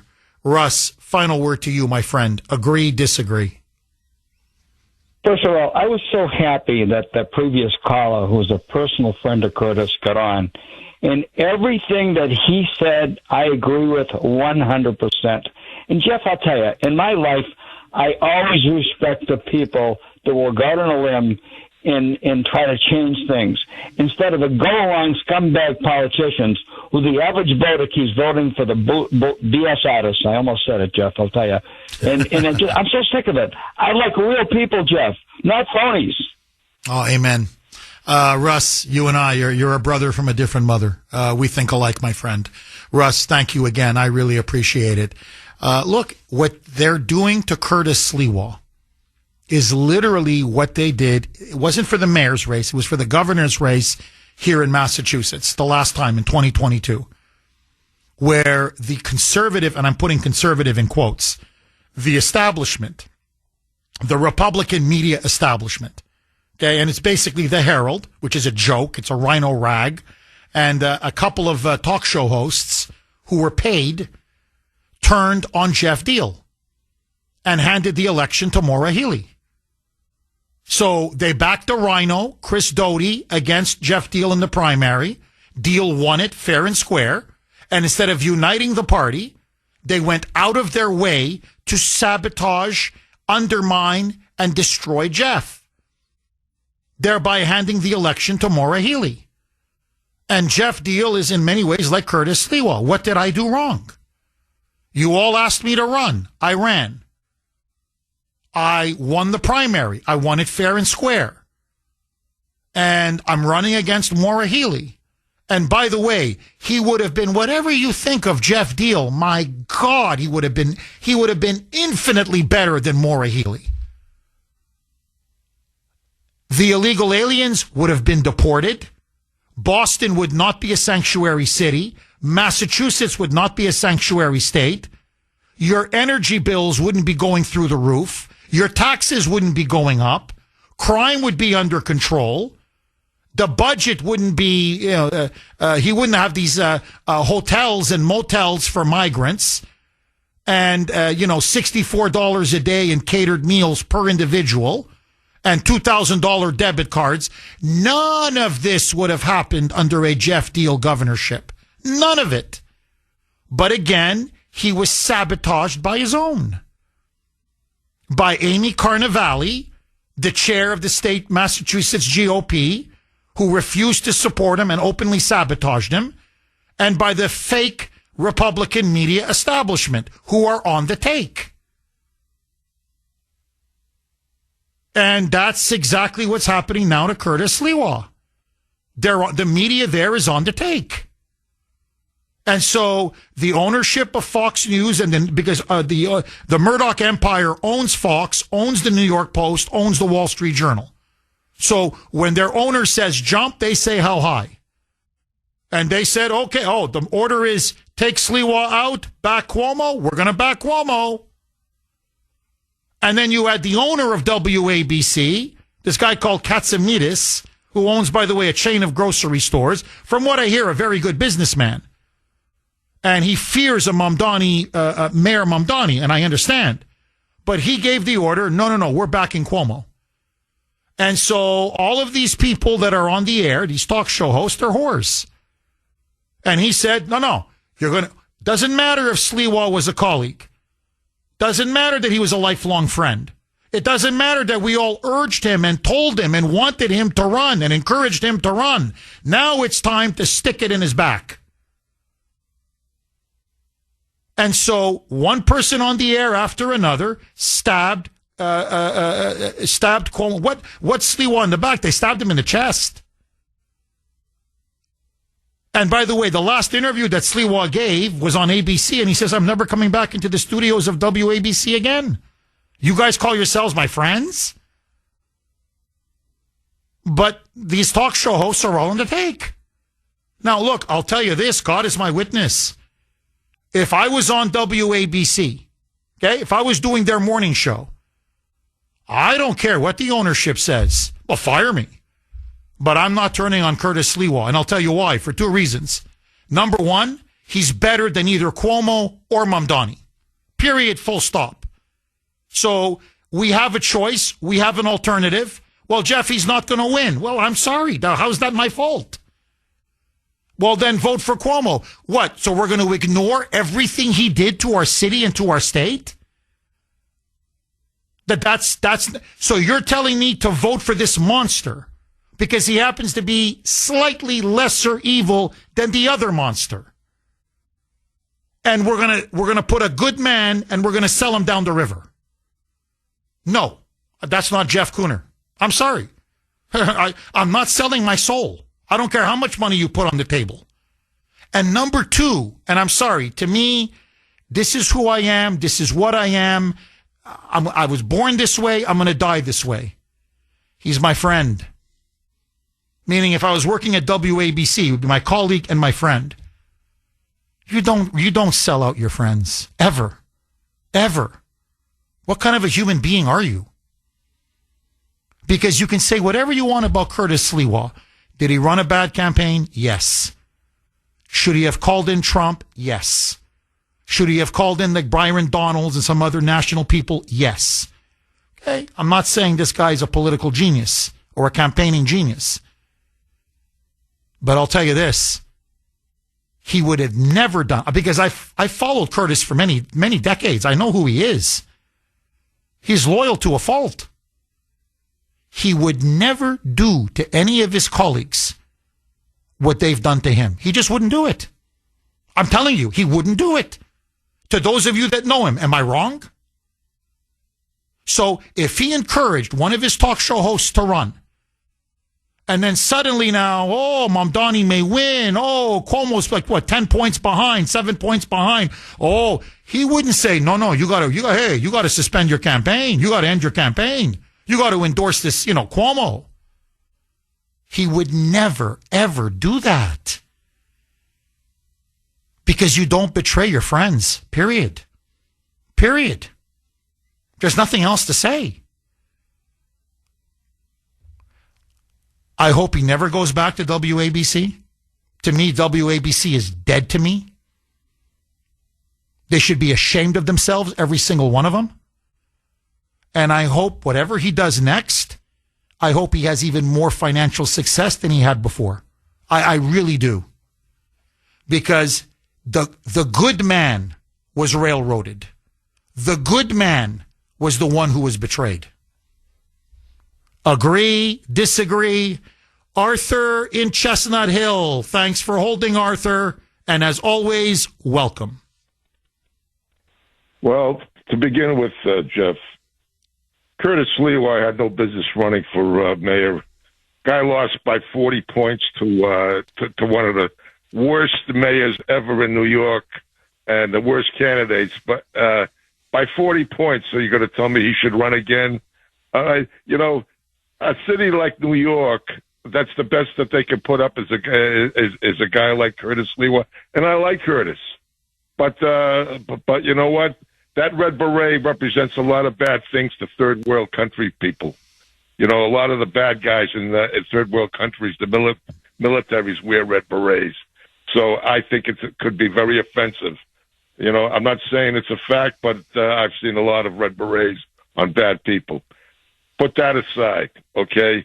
If you want to know what New York is, the greatest mayor of all time in any city that I can dream of, Rudy Giuliani, okay? You know what New York did to this man, by the way, after he brought down the 5 families of the mafia? They disbarred him. Disbarred Rudy Giuliani.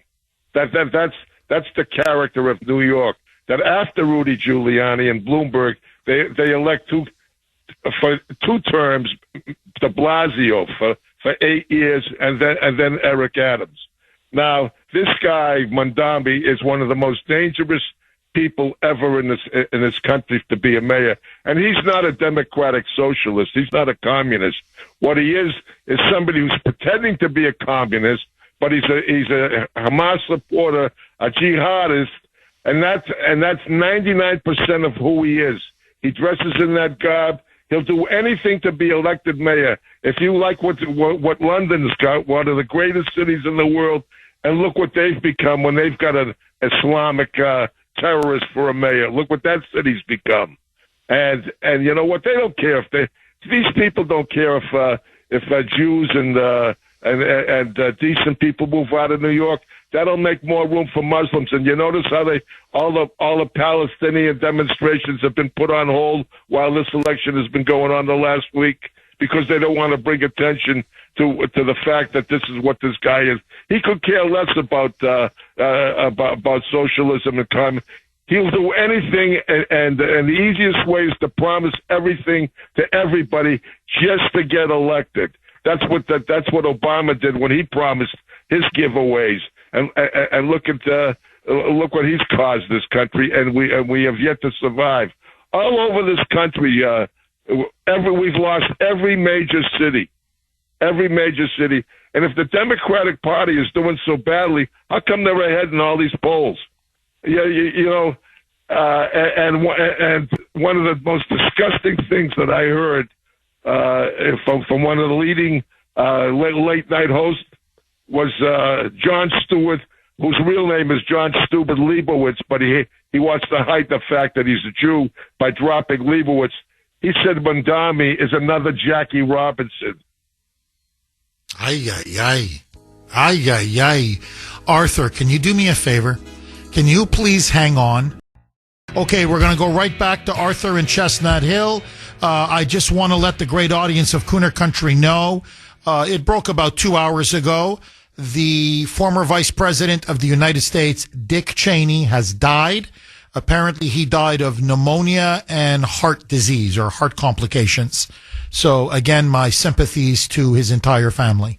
Okay, Arthur, you were making the point, yes, he may be red on the outside, communist red, but he is Islamo-fascist green, Islamist green on the inside. And he's pro-Hamas, he's pro-Sharia law, he is a pro-jihadist, he is an anti-Semitic, supporter of the Muslim Brotherhood, who are also backing him. And this is what you're going to get now with Zohran Mamdani. Basically, he's like Sadiq Khan of London, the mayor of London, who has driven London into the ground and turned it essentially now into a Muslim city. I want to play an ad, Arthur, and I want to get your reaction. This ad was very highly publicized. They played it in a lot of Muslim areas in New York City. It is Mamdani. He is drinking Arabic tea, sitting down, talking to Muslims, many women with the hijab. It is entirely in Arabic. He doesn't speak a word of English for the whole ad. Underneath it, in the chatter underneath, are the Arabic words and the English translation. But the ad itself is spoken completely in Arabic. It is Mamdani telling Muslims, I am your man, vote for me. Roll cut 30, Mike.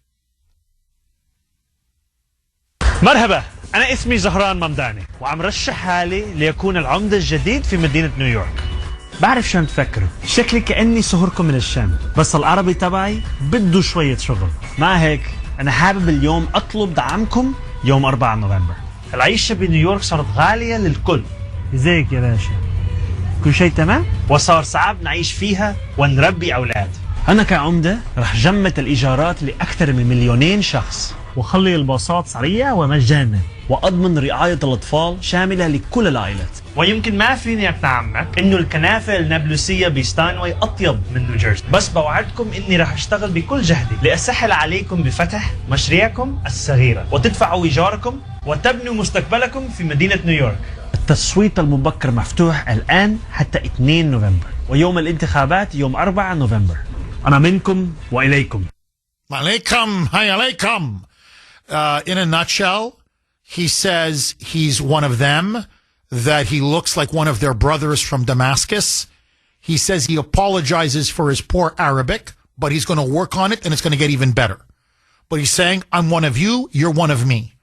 And he says, you vote for me, and I'm going to give you free bus fare, free subways, I'm going to give you free childcare, and I'm going to give you basically rent control forever, a rent freeze forever. So he's basically telling them, I will put all of you on the dole and use taxpayer money, everything free, and I just need your vote because I am you, you are me. My question to you, Arthur, is it appropriate to be running foreign language ads to be the mayor of New York? And not even 25 years after 9/11, we said we'd never forget. And now we're about to put a member of the Muslim Brotherhood, a pro-Hamas jihadist, as the next mayor of New York. Arthur, what the hell happened? Well, you know something, it's pretty sad that we've come to this, that in the city of 9/11, when Mayor Giuliani was the mayor of the city, and the police and the fire department and all the first responders showed us what heroes and what America was all about. That memory is being taken, is gone. It's being replaced by I can't even say the words I'd like to say, but to take New York and what it's turned out to be, and they brought it on themselves. But that guy running for mayor in Somalia, in Minneapolis, he's coming out speaking in Somalian and Salam Alaikum. I mean, that's what the thing we have to worry about most in this country. If there's going to be a civil war in this country, it's because it's going to be between Christians and Muslim terrorists. Okay, that day is coming because they're multiplying and multiplying, and they finally have a chance to get a foothold in New York City. If God is with us, He spared Trump, maybe He'll spare New York. I certainly hope so, Jeff, because the memory of what 9/11 meant to this country, and it showed America what a great country it was the way we reacted to that, and what we're acting like today in New York and in Minneapolis and all the other great cities of this country. We've given them away to third world people and put third world policies and third world leaders. And you can't. And if your cities go down, your country goes. Arthur, very well said. A country that has dying cities is dying. And if your great cities fall, eventually your country falls. 617-266-6868 is the number. Okay. I want to read this. It's a provocative text, but honestly, I think it's dead on. And I want to commend Rick, who wrote me this text on my personal phone, for his courage in saying it. By the way, you can text the Kuhner Man, 70470. Jeff, what I am afraid you will see is as the exodus of New York City occurs, and the businesses and the people who can flee, the void will be filled by Muslims that Mamdani will welcome with open arms. Illegal immigration will be rampant into the city, and the seed will have been planted to spread across the United States. If Zohran Mamdani wins, it is not Curtis Sliwa's fault. It should have been an election between Curtis Sliwa and Zohran Mamdani. The foreign-born and illegal voters in New York City will be to blame. Bingo, Rick. Look, I think there's no question. Remember, just go back a couple of months. Mamdani and Cuomo fight it out for the Democratic primary. Now, to his credit, Mamdani won. And from all accounts, he won it fair and square. So that's it. I mean, Cuomo lost. Now, Sliwa ran for the Republican primary. He won fair and square. And Rick is right. It should have then been a Mamdani Curtis Sliwa race. Period. Full stop. No.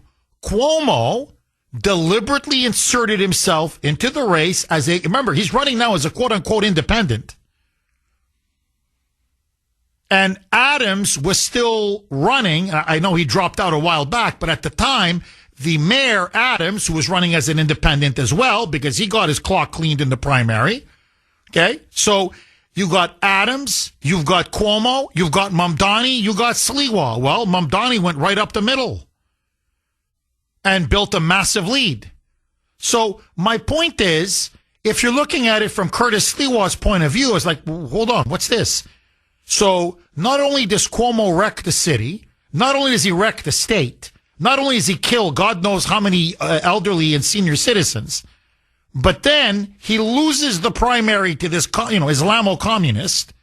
He gets his claw cleaned, and he then decides to run as an independent, split the anti-Mamdani vote, because that's what Cuomo running as an independent does. He cuts my legs out from underneath me, and I won my primary, I won it fair and square. And I'm the one that has to drop out of the race? Like, no, absolutely not. So the spoiler, if you're looking for a spoiler in all this, it's Andrew Cuomo. I'm sorry. Facts are facts are facts. Now, I understand that Trump is very worried. Look, he's a New Yorker at his heart. I don't want to see New York fall to Marxism, for God's sake. And I think Arthur is completely right. It's a jihadist Marxism. At his core, Mamdani is a jihadist. And there's a lot of Jews in New York City. I'm just stating a fact. There are more Jews in there are more Jews in New York than any other city in the world except Tel Aviv. There's over 1 million Jews who live in New York City. Now, you put an anti-Semite like him, a pro-Sharia, pro-Hamas, Jew-hating, pro-Islamist, thug like him. It's a recipe for religious ethnic conflict. New York City is going to, I'm telling you, you're going to see chaos and disorder on the streets. On top of the fact that he wants to wage war against the police and openly has said he will dismantle and defund the New York City Police Department. He's going to abolish the prisons and just release criminals onto the streets. I mean, you're looking at the downfall of a major city. And he's openly bragging, we're going to chase the billionaires and the wealthy. We're going to eat the rich, as he said. We're going to chase them all out of New York. So the big companies out, the big investors out, the businesses out. What do you think is going to happen to the unemployment rate? It's going to skyrocket. Your taxes are going to go through the roof because you're destroying your tax base. So what I'm saying is this guy is a poison. So I understand from Trump's point of view. And so when he says what, and I'm going to send federal funds to New York for this guy to steal and help drive New York literally into oblivion, into the abyss, I don't think so. So at the 11th hour, as he put it, I'd rather have a very bad Democrat like Cuomo than a full-blown communist. So he's giving his support to Cuomo. But even then, to show you what a jerk Cuomo is, he's basically rejecting or poo-pooing is more accurate. He's downplaying and pretty much ignoring and defying Trump's endorsement. Saying, I don't want it. I don't. He's not even asking for Republican votes. So it's not even like you're throwing, Curtis Sliwa under the bus. But at least you're going to get all of his voters to go over to Cuomo and maybe stop Mamdani at the last possible moment. No, because Cuomo is such an arrogant SOB. He's like, no, I'm not. If you're a Republican, don't vote for me. If you're a Trump supporter, and his campaign is now, I'm more experienced, I'm tougher, I've got a track record of standing up to Trump and defending sanctuary policies than Mamdani. And so his argument is incredibly, I'm going to be more tough on Trump, more anti-Trump than Mamdani. So vote for me. Because this guy's a punk with no resume, which is true, no executive experience, which is true. By the way, never held down a freaking job outside of being an assemblyman, which is all true. And so this is his campaign pitch down the stretch, the last 72 hours. You don't want the National Guard to come in to clean up crime? I'm your guy. You don't want ICE to come in and deport illegals? I'm your guy. You want somebody who's going to stand up to Donald Trump and obstruct him every step of the way? I'm your guy. Mamdani is all talk. He can't do it. I, Cuomo, did it and can do it again. So he's neutralized the entire endorsement. What does the endorsement mean? I endorse you. Puh, is your response. Yeah, if I'm a Trump supporter, I think I'm going to stick with Sliwa. I mean, just look at it from a Trump supporter's point of view in New York City. So, okay, our guy reaches out and says he's endorsing you. And what do you say? I don't want your hand. Don't shake my hand. I don't want your hand. You slap the hand away. The hand is extended in friendship? No, I'm not shaking it. Get away from me. And he slaps it away. That's Andrew Cuomo for you. You can say whatever you want about Sliwa not running a good campaign. This is the most disastrous, horrible campaign I've ever seen in my life. From Cuomo. Now, let me just say one other thing. Let me just play the cut. This is Mamdani. This is a couple years ago. He's talking to his fellow Democratic Socialists of America. Now remember, Mamdani is a failed rapper. He's a failed actor. He grew up in the lap of luxury. He has failed at everything in his life. He's bitter. He's angry. He's a Nepo baby. He lives in a fantasy world. And he thinks now he is going to lead an Islamic communist revolution. Roll cut 32, Mike. What the purpose is about this entire project, it's not simply to raise class consciousness, but to win socialism. And obviously raising class consciousness is a critical part of that. But making sure that we have candidates that both understand that and are willing to put that forward at every which moment that they have, at every which opportunity that they're given. We have to continue to elect more socialists. And we have to ensure that we are unapologetic about our socialism. There are also other issues that we firmly believe in, whether it's BDS, right, or whether it's the end goal of seizing the means of production. Seizing the means of production. 617-266-6868 is the number.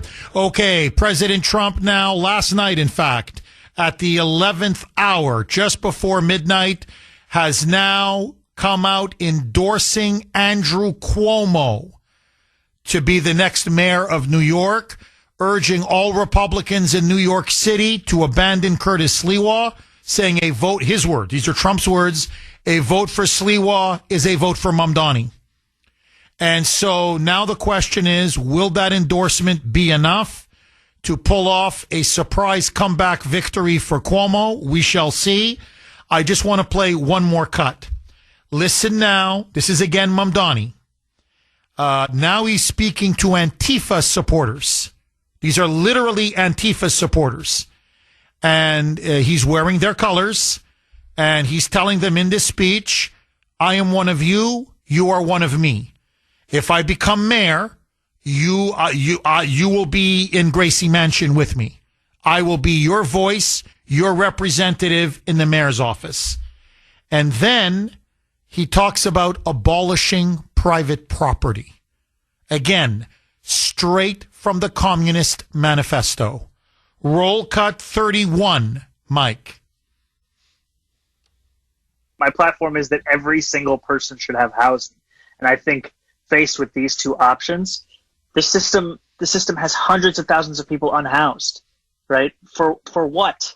And if there was any system that could guarantee each person housing, whether you call it the abolition of private property or you call it, just a statewide housing guarantee, it is preferable to what is going on right now. Mm-hmm. And I think that people try and play like gotcha games about these kinds of things. And it's like, look, I care more about whether somebody has a home. Yeah, than whether there's private property. No, I hear you. So, you want to seize the means of production. You want to abolish private property. You want to dismantle and defund the police. Basically, no cops, no police. You want to abolish the prisons. Free childcare, free subways, free bus fare, government-run grocery stores, $30 an hour minimum wage. By the way, he will say that Trump will have to arrest him if he's to send in ICE agents to arrest illegal aliens, that New York City will remain a sanctuary city forever as far as he's concerned. And he wants Sharia law in Gracie Mansion. And so this is where we are. They're voting today as we speak. 617-266-6868 is the number. The Islamo-communists are at the gates. The question now is tonight, do they break through?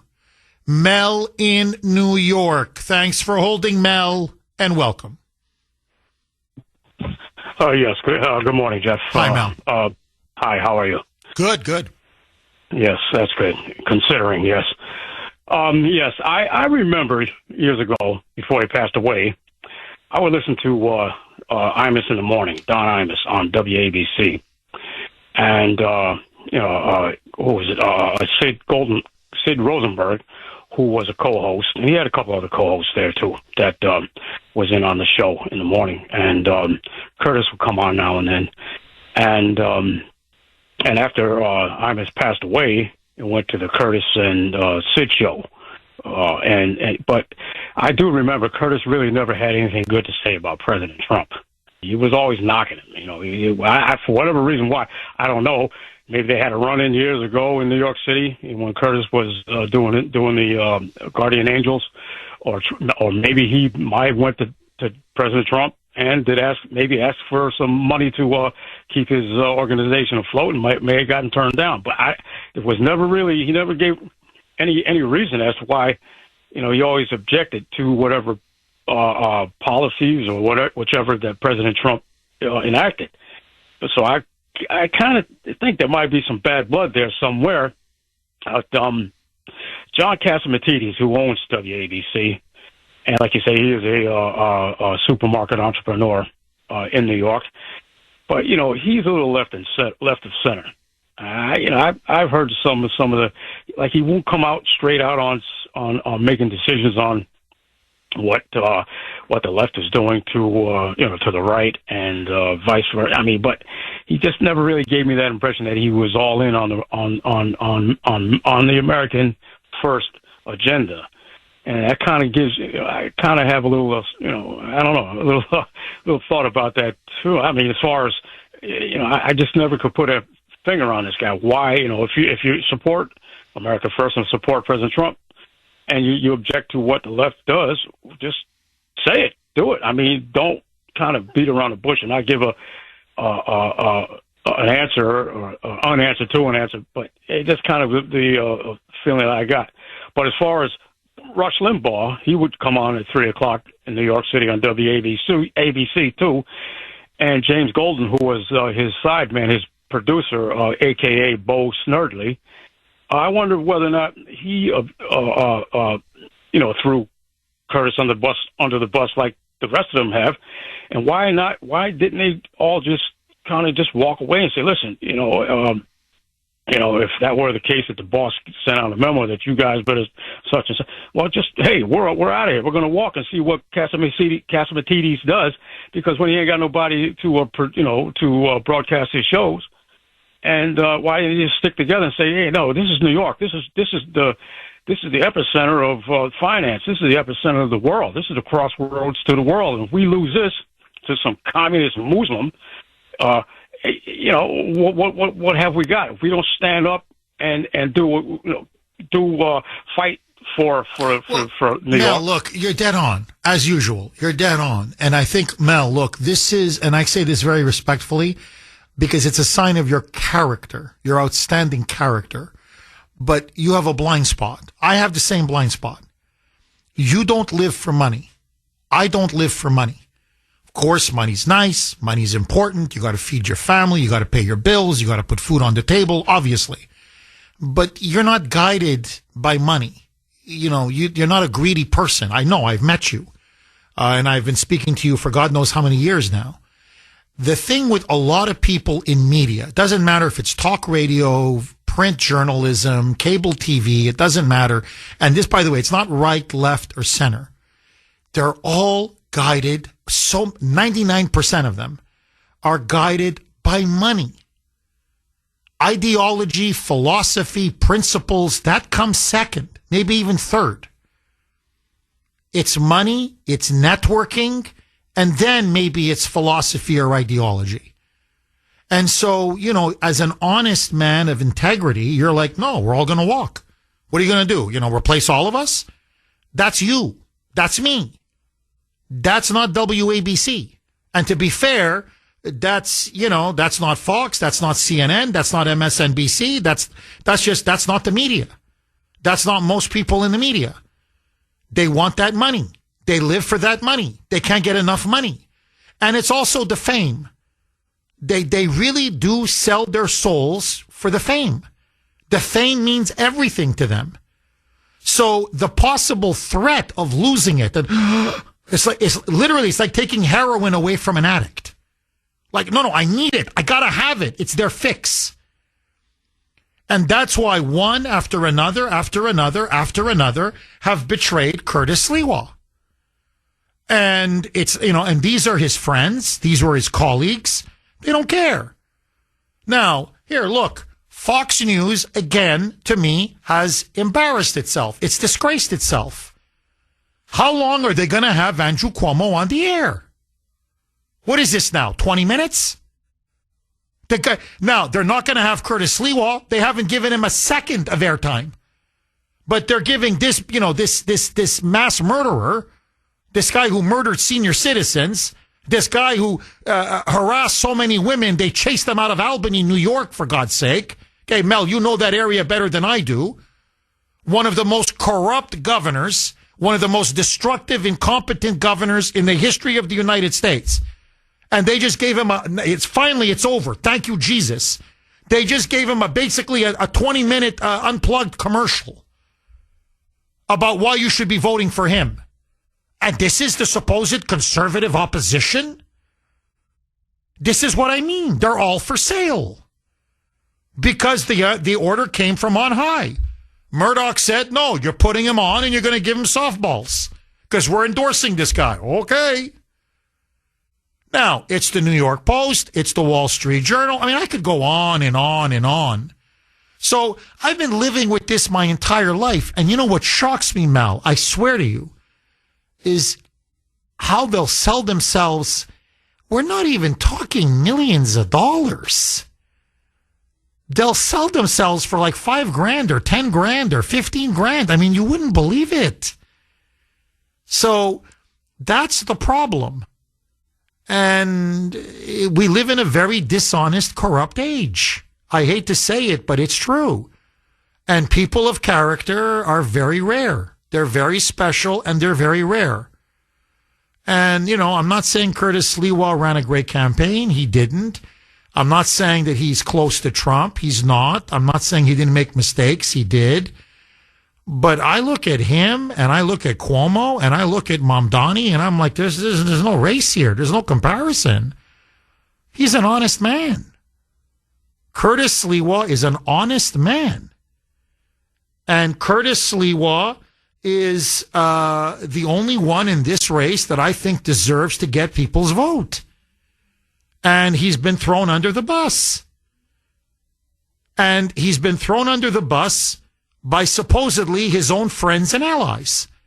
And ultimately, Mel, look, I've been living with this my whole career. We love to stab our own in the back. Oh, the one thing Republicans and conservatives, they live for this. Look, say what you want about the Democrats, okay? When they see one of their own bleeding on the battlefield, they go and retrieve the body. Our side, when they see someone bleeding on the battlefield, they shoot him in the head. They finish him off. I'm serious. So that's the problem. And that, people always say, why do Democrats keep winning? That's why they win. They're united. We're not. And it's not even that we're not united, Mel. It's that it's like a bunch of Judases. Everybody's out for their 30 pieces of silver. Everybody. And that's why I don't want to work for WABC. I never will work for WABC. That's why I don't want to be on Fox News. I'm sorry, I can't sell my soul. I'm sorry, I'm not for sale. Mel, thank you very much for that call. I really appreciate it. Patrick in Bedford, thanks for holding, Patrick, and welcome.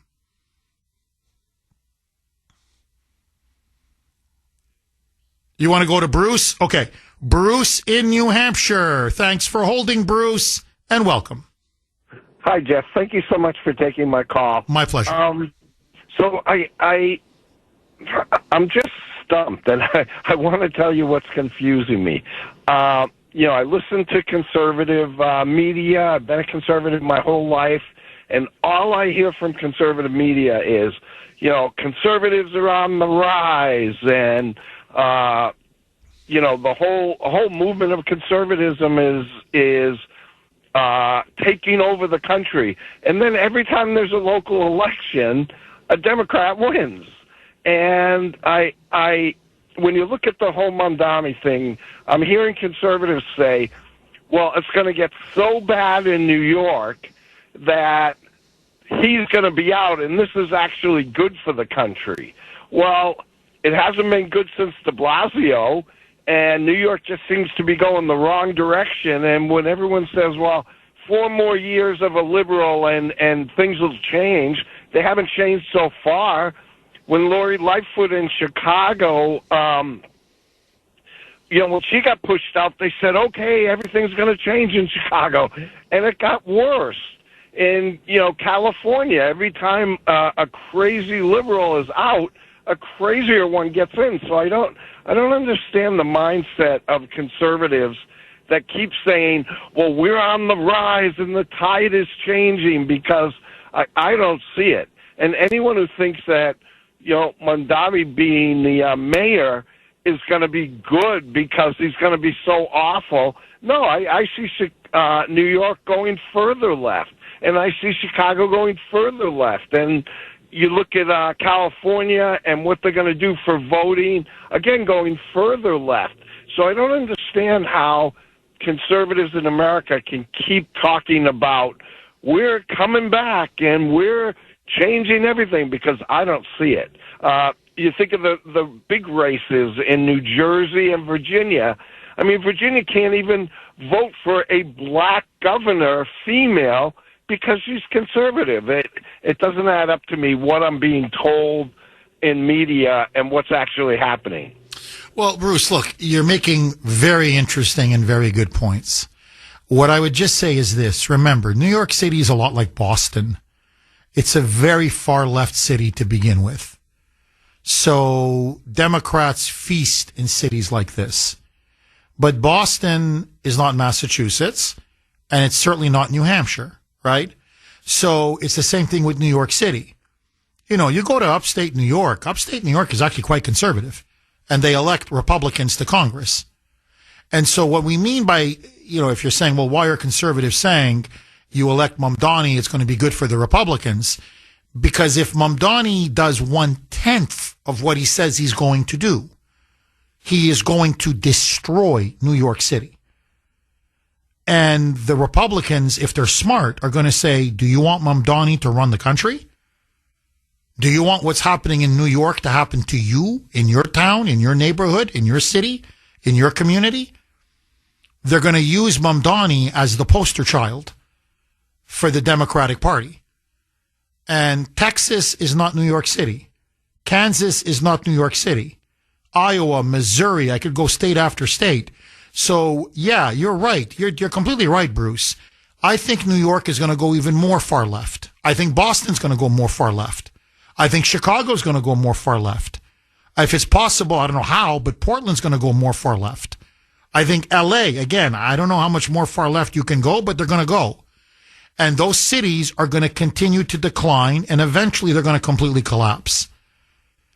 The rest of the country is going to have to make a choice. Is that what we want for ourselves? Now, I'm betting that the answer is no. I could be wrong, but I don't think so.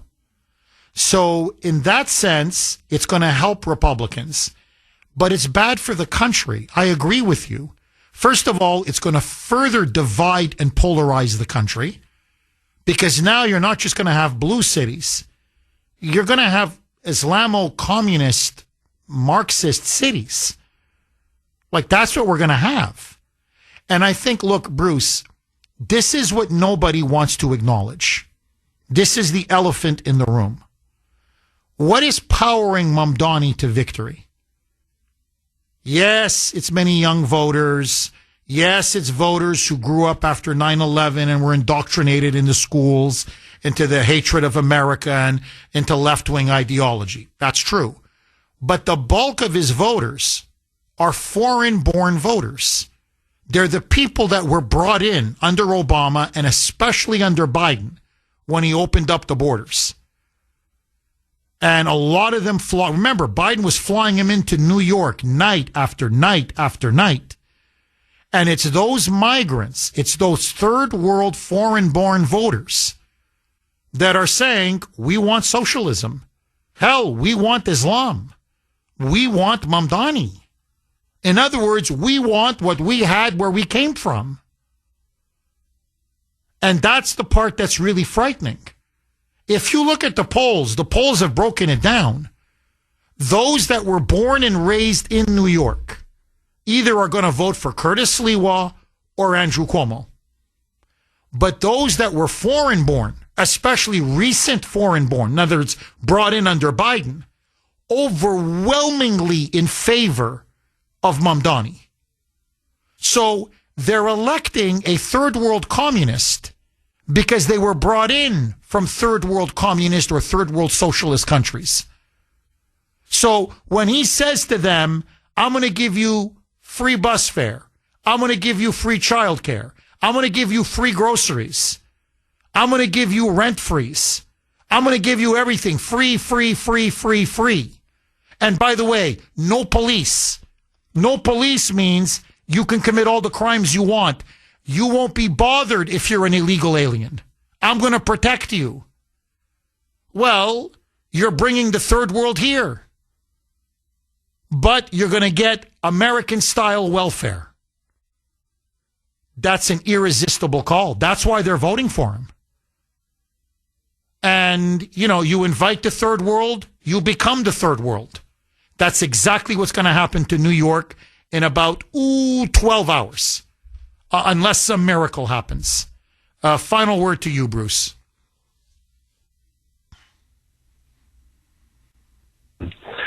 Again, I'm kind of perplexed because any left-leaning, doesn't matter to me if it's a city, a county, a state, any left-leaning conservatives say, once you get a taste of that left, you're going to change and you're going to turn right. And I don't see any of the places you named. No, you're right. No, look, I'm telling you, you're right. Look, Boston just keeps going more left. New York, you would figure under Bill de Blasio. Patrick in Bedford. Thanks for holding, Patrick, and welcome. Good morning, Jeff. Hi, Patrick. Yes, I stand with Curtis 110%. I mean, this guy's got principles, he's got honor, and he's been out there since, 40 years, 50 years, with chapters all over the world for the Guardian Angels. Casamatides met with Cuomo last summer, went out to their mansion in the Hamptons, and everything changed on that radio station that I won't mention, because I used to listen to Curtis on that radio station. And the colleagues turned immediately after that meeting that Casamatides had with Cuomo. And, politics makes strange bedfellows, especially in New York. And Trump coming out and putting his weight behind Cuomo, I do not like that. He should have stayed neutral. He should have said, may the better man win. And people flee. They should not flee. They should fight. Because we ought to start a patriot movement. If they can, espouse this kind of hatred for our country, where's our patriot movement? Here we are, the patriots of America standing up. I mean, in full force. Well, Patrick, look, I agree with you. I agree with you, not 100, as I like to say, but 1,000%. Catsimatidis met with Cuomo, and then on WABC, all of his colleagues turned on him. And that's what I mean. They're for sale. And I've seen this again and again. I've seen it here in Boston. I've seen it nationally. It's just incredible how people will sell out for a couple of bucks. And it's disgraceful. It really is. And you say, he's got honor. That's Curtis Sliwa's got honor. He's got character. I'm going to be brutally honest with you. In the media, that's, you can count them on one hand. There are some people with character and honor, but they're very far and few between. And look, they're going to have to live with themselves. They're going to have to look at themselves in the mirror. And, I don't think they're proud. Deep down, I don't think so. How could you be proud of what you've done to this man? And, but they don't care. They're in it for the check. It's all about the check and the fame. And that's why these people disgust me. I've always, look, I've always said this. When you have a good man who is campaigning for you and fighting for your principles, then you owe it to him to vote for that person. Well, he can't win. Well, too bad. I mean, how do you think movements start? When the communists were pushing to take over New York 20, 25 years ago, they were losing elections. They didn't stop. Like, I got to say this, to give Mamdani his due, to give the devil his due, Patrick. He was with the Democratic Socialists of America. He wasn't with the Democrats. He just took over the Democrats. And so he gave speech after speech saying, well, we just got to keep trying to get elected.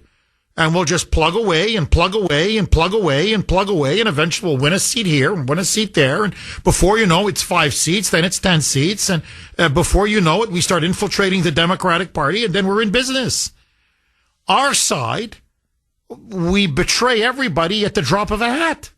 I mean, I don't mean you or me or this audience, but I'm just looking what we've done, what the Republicans did to Jeff Deal a couple years ago in the governor's race, and what the Republicans are now doing to Curtis Sliwa and that scummy GOP media establishment.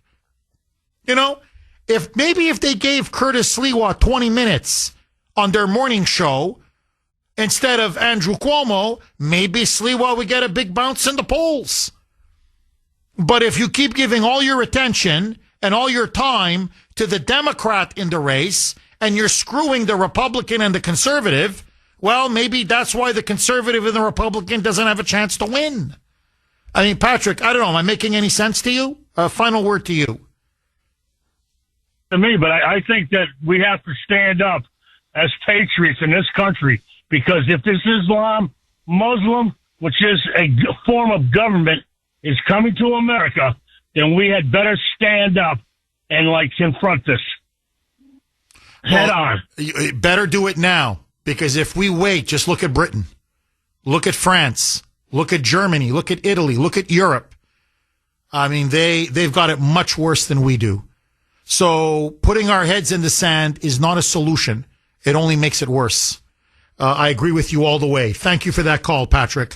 Bud in Fall River. Thanks for holding, Bud, and welcome. Hey, how you doing, Jeff? Very good. How are you, Bud? I'm good. Thank you for taking my call.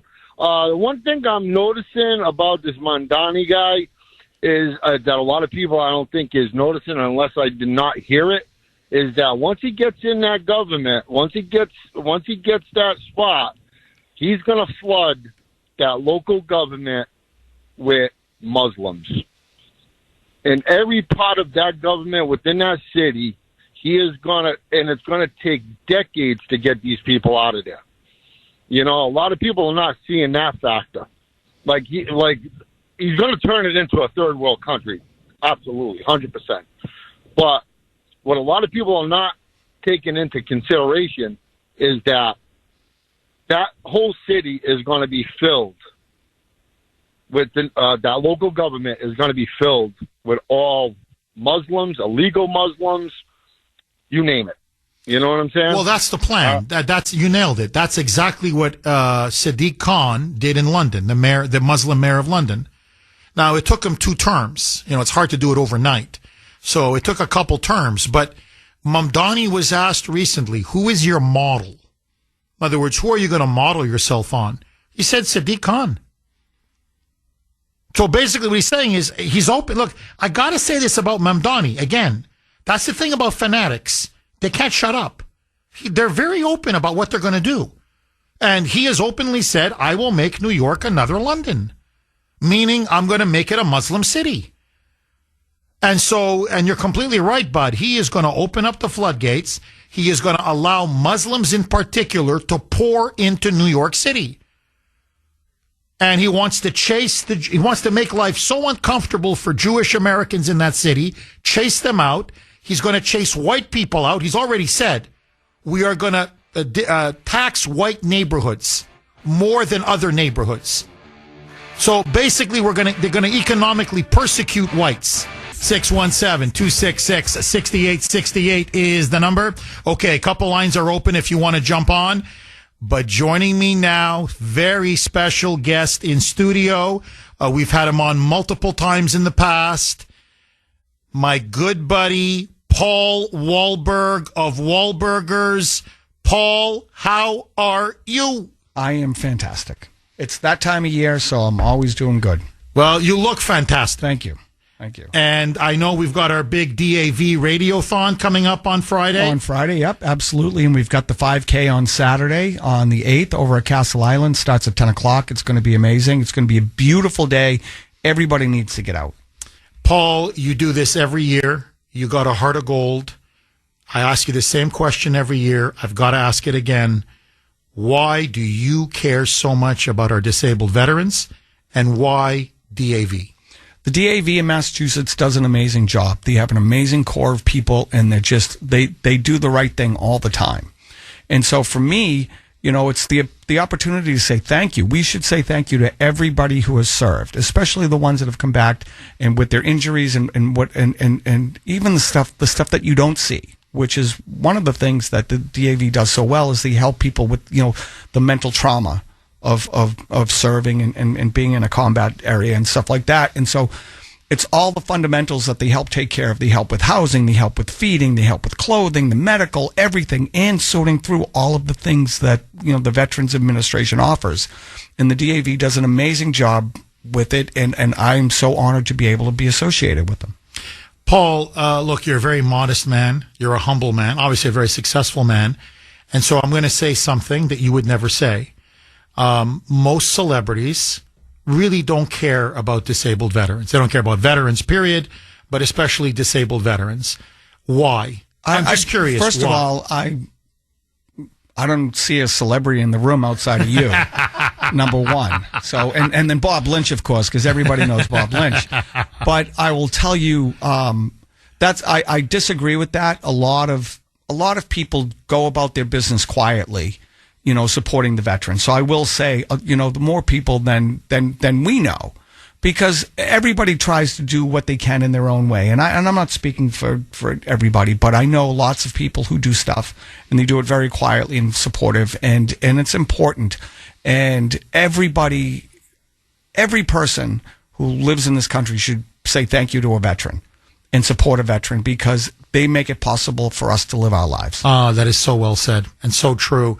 We've got Bob Lynch, obviously, from the Disabled American Veterans with us. Bob, I'm just curious, how much does Paul Wahlberg's support mean for you and for the DAV? Well, what's interesting is Paul has been there since the beginning, back as far as we've been doing the Radiothon, as far as we've been doing the 5K. He's an inaugural member and does things, of course, that a lot of people don't see. And what it represents is continuity and giving back in ways that not many people could do. So for us at the DAV, having that link with Paul and being able to push the ball forward for veterans. So there's a lot of things that happen on the front end, but there's a lot of things that happen behind the scenes that people they're not aware of. So with the DAV, people are able to get benefits, get compensation. They're able to get transportation to and from doctor's appointments. But then there's a whole other area of how do you move the DAV forward? As I once said when I first got involved, I want to make the DAV as synonymous as the initials JFK, so that people know in their awareness of the plight of veterans and all the things that they go through. So with Paul, it could be feeding veterans, it could be handshaking, it could be meeting people at the 5K, it could be the auction dinners. It comes in so many different forms, but the gist of it is that linkage that we have is fantastic. Oh, it's beautiful. And I can't tell Bob, both of you, Bob and Paul, how many disabled veterans have told me how indispensable the DAV has been for them. So you're truly doing the Lord's work. Paul, I would be remiss if I didn't ask you. Again, another beautiful food drop. You are always so generous. No, really. Yeah. And you never forget the Kuhner man. You know? Well, no.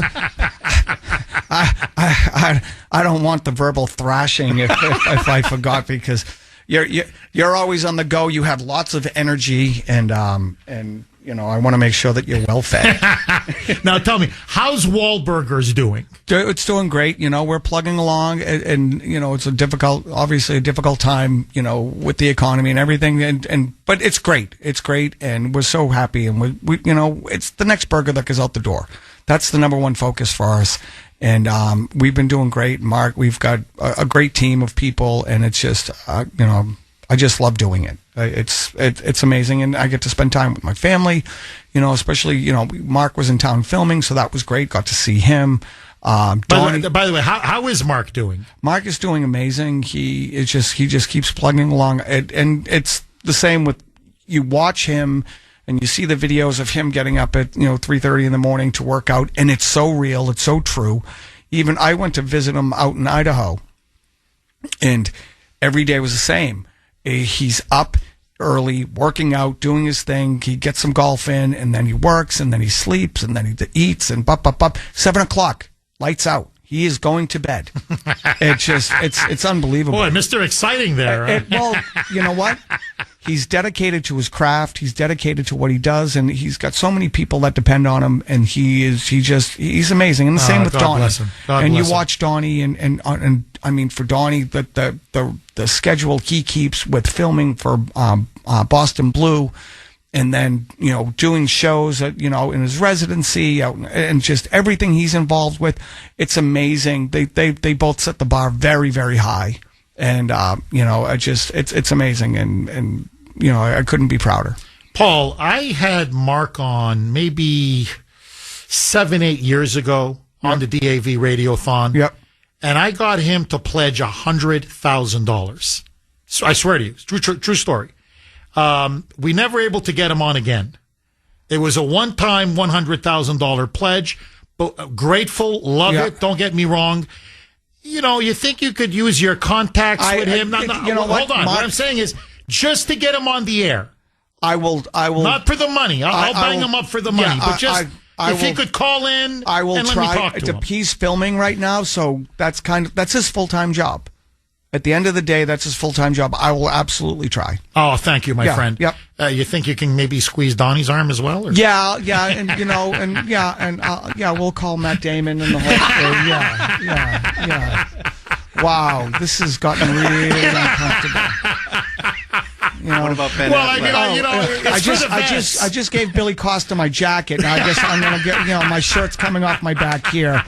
So we'll take your underwear as well. Yeah. I don't know if you want them. After this conversation, they might be a bit soiled.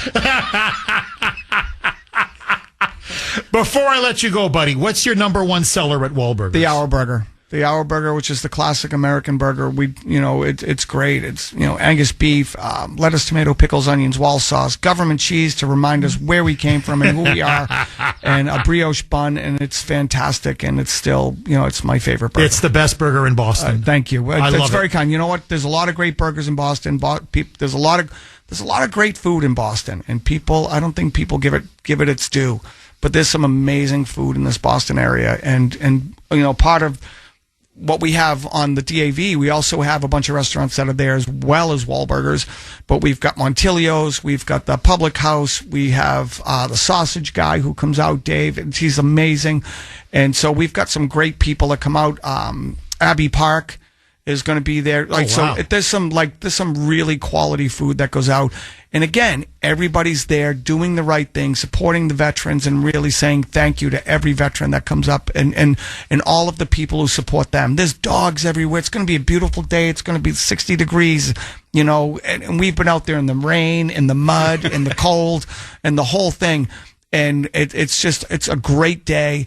And you have a great feeling when you finish because, it's not on Veterans Day, but it leads up. And so it makes you very mindful. And the Radiothon, obviously, and all the great, amazing people that support that and the great job that you do. Oh, thank you. And I mean, you beat me up pretty good. But outside of that, I mean, you're so kind to everybody else and so giving, it's just like, I think you're just out of gas by the time I show up. So, but you know what? It's amazing, and the work that you do is really amazing. And Bob and the whole team over at the DAV, it's just amazing because we have to say thank you. We have to be supportive, and there has to be an understanding too, because it's easy to be supportive, but it's very difficult to understand exactly what a lot of these people are going through, because some of the things you can see and they're visible, but other things you can't see, and and a lot of people just have no comprehension of what it means to, with those emotional scars that people carry. Oh, you're dead on. And to be able to support people and help them navigate and live their lives. And it's like Bob said, it's the simple things. It's getting a ride to a medical appointment. It's going through the paperwork. It's going through, the big stuff, obviously, making sure people have clothes and people have food and the basic necessities. But then navigating all of the things that really are available, because there's a lot of stuff that's available to the veterans, but they're not sure how to get to it. They're not sure how to navigate and do the paperwork and do all of the different things, because it's not a simple system. Amen. But Well it is said. it is there. And it's doable. It is there, and it's very doable. And we should be thanking them every single moment that we can, and helping them get all the things that they're entitled to, all of the things that they've been promised is what the DAV does. Amen. And that's going to be what the Radiothon is all about. And Bob Lynch, I want to thank you. Paul, you're truly a national treasure, my friend. And no. All right, what do you want to say? A Boston treasure? How about a Buttonwood Street treasure? A button? Okay. We'll just leave it at that, But no, again, we're so blessed to come from where we came, but we remember our very humble beginnings. And at the end of the day, it's who we are, to our core, and we do the best we can. Paul, thank you again. Really, God bless you, and for the food drop, but obviously for your support for all the veterans, the disabled veterans. Okay, my friends, our Radiothon is this Friday. We're going to be doing it for full 4 hours. DAV, you don't want to miss it. All right, let's go straight to Maria in Ludlow. Maria, thanks for holding and welcome. Good morning, Jeff. How are you? Very good. How are you, Maria? Super tired. Just finished working a 16-hour shift. I'm done with people. Maria, honestly, I don't know how you nurses do it, really, honestly. But a big thank you. I'm telling you, I don't know what we do without nurses like you, seriously. Maria, what do you make of Mamdani? He's now, an Islamo-communist, a Marxist jihadist, is on the verge of becoming the next mayor of New York. What say you? It's pure disgust. I think people should call Fox and let them have it, because why couldn't they have the Republican candidate on? And instead they had the other schmuck that is murdered people intentionally. And you know what? New York people, they're gonna find out. They're gonna find out. They're effing around and they're gonna find out. Because, like my mother used to say, God rest her soul, you're going to make your bed, you're going to lie in your bed, you make your bed, you're going to lie in it too. That's it. Because let them live with the consequences to their stupidity. They have heard enough. This guy is intentionally wants to destroy New York, the police force, letting these criminals out of jail. I mean, do they enjoy living in violence? It seems like it. So let them. Let all these rainbow people, transgender people, clap for Mamdani. Let's see how well they're going to survive in their new era in New York and Sharia law and all that. You think they're going to be loved? You think Mamdani's going to say, come here, my friend, let me hug you. Welcome to the community. No. They are going to trash you like no one's business. Let them have it, what they're choosing to do. Let them deal with the consequences.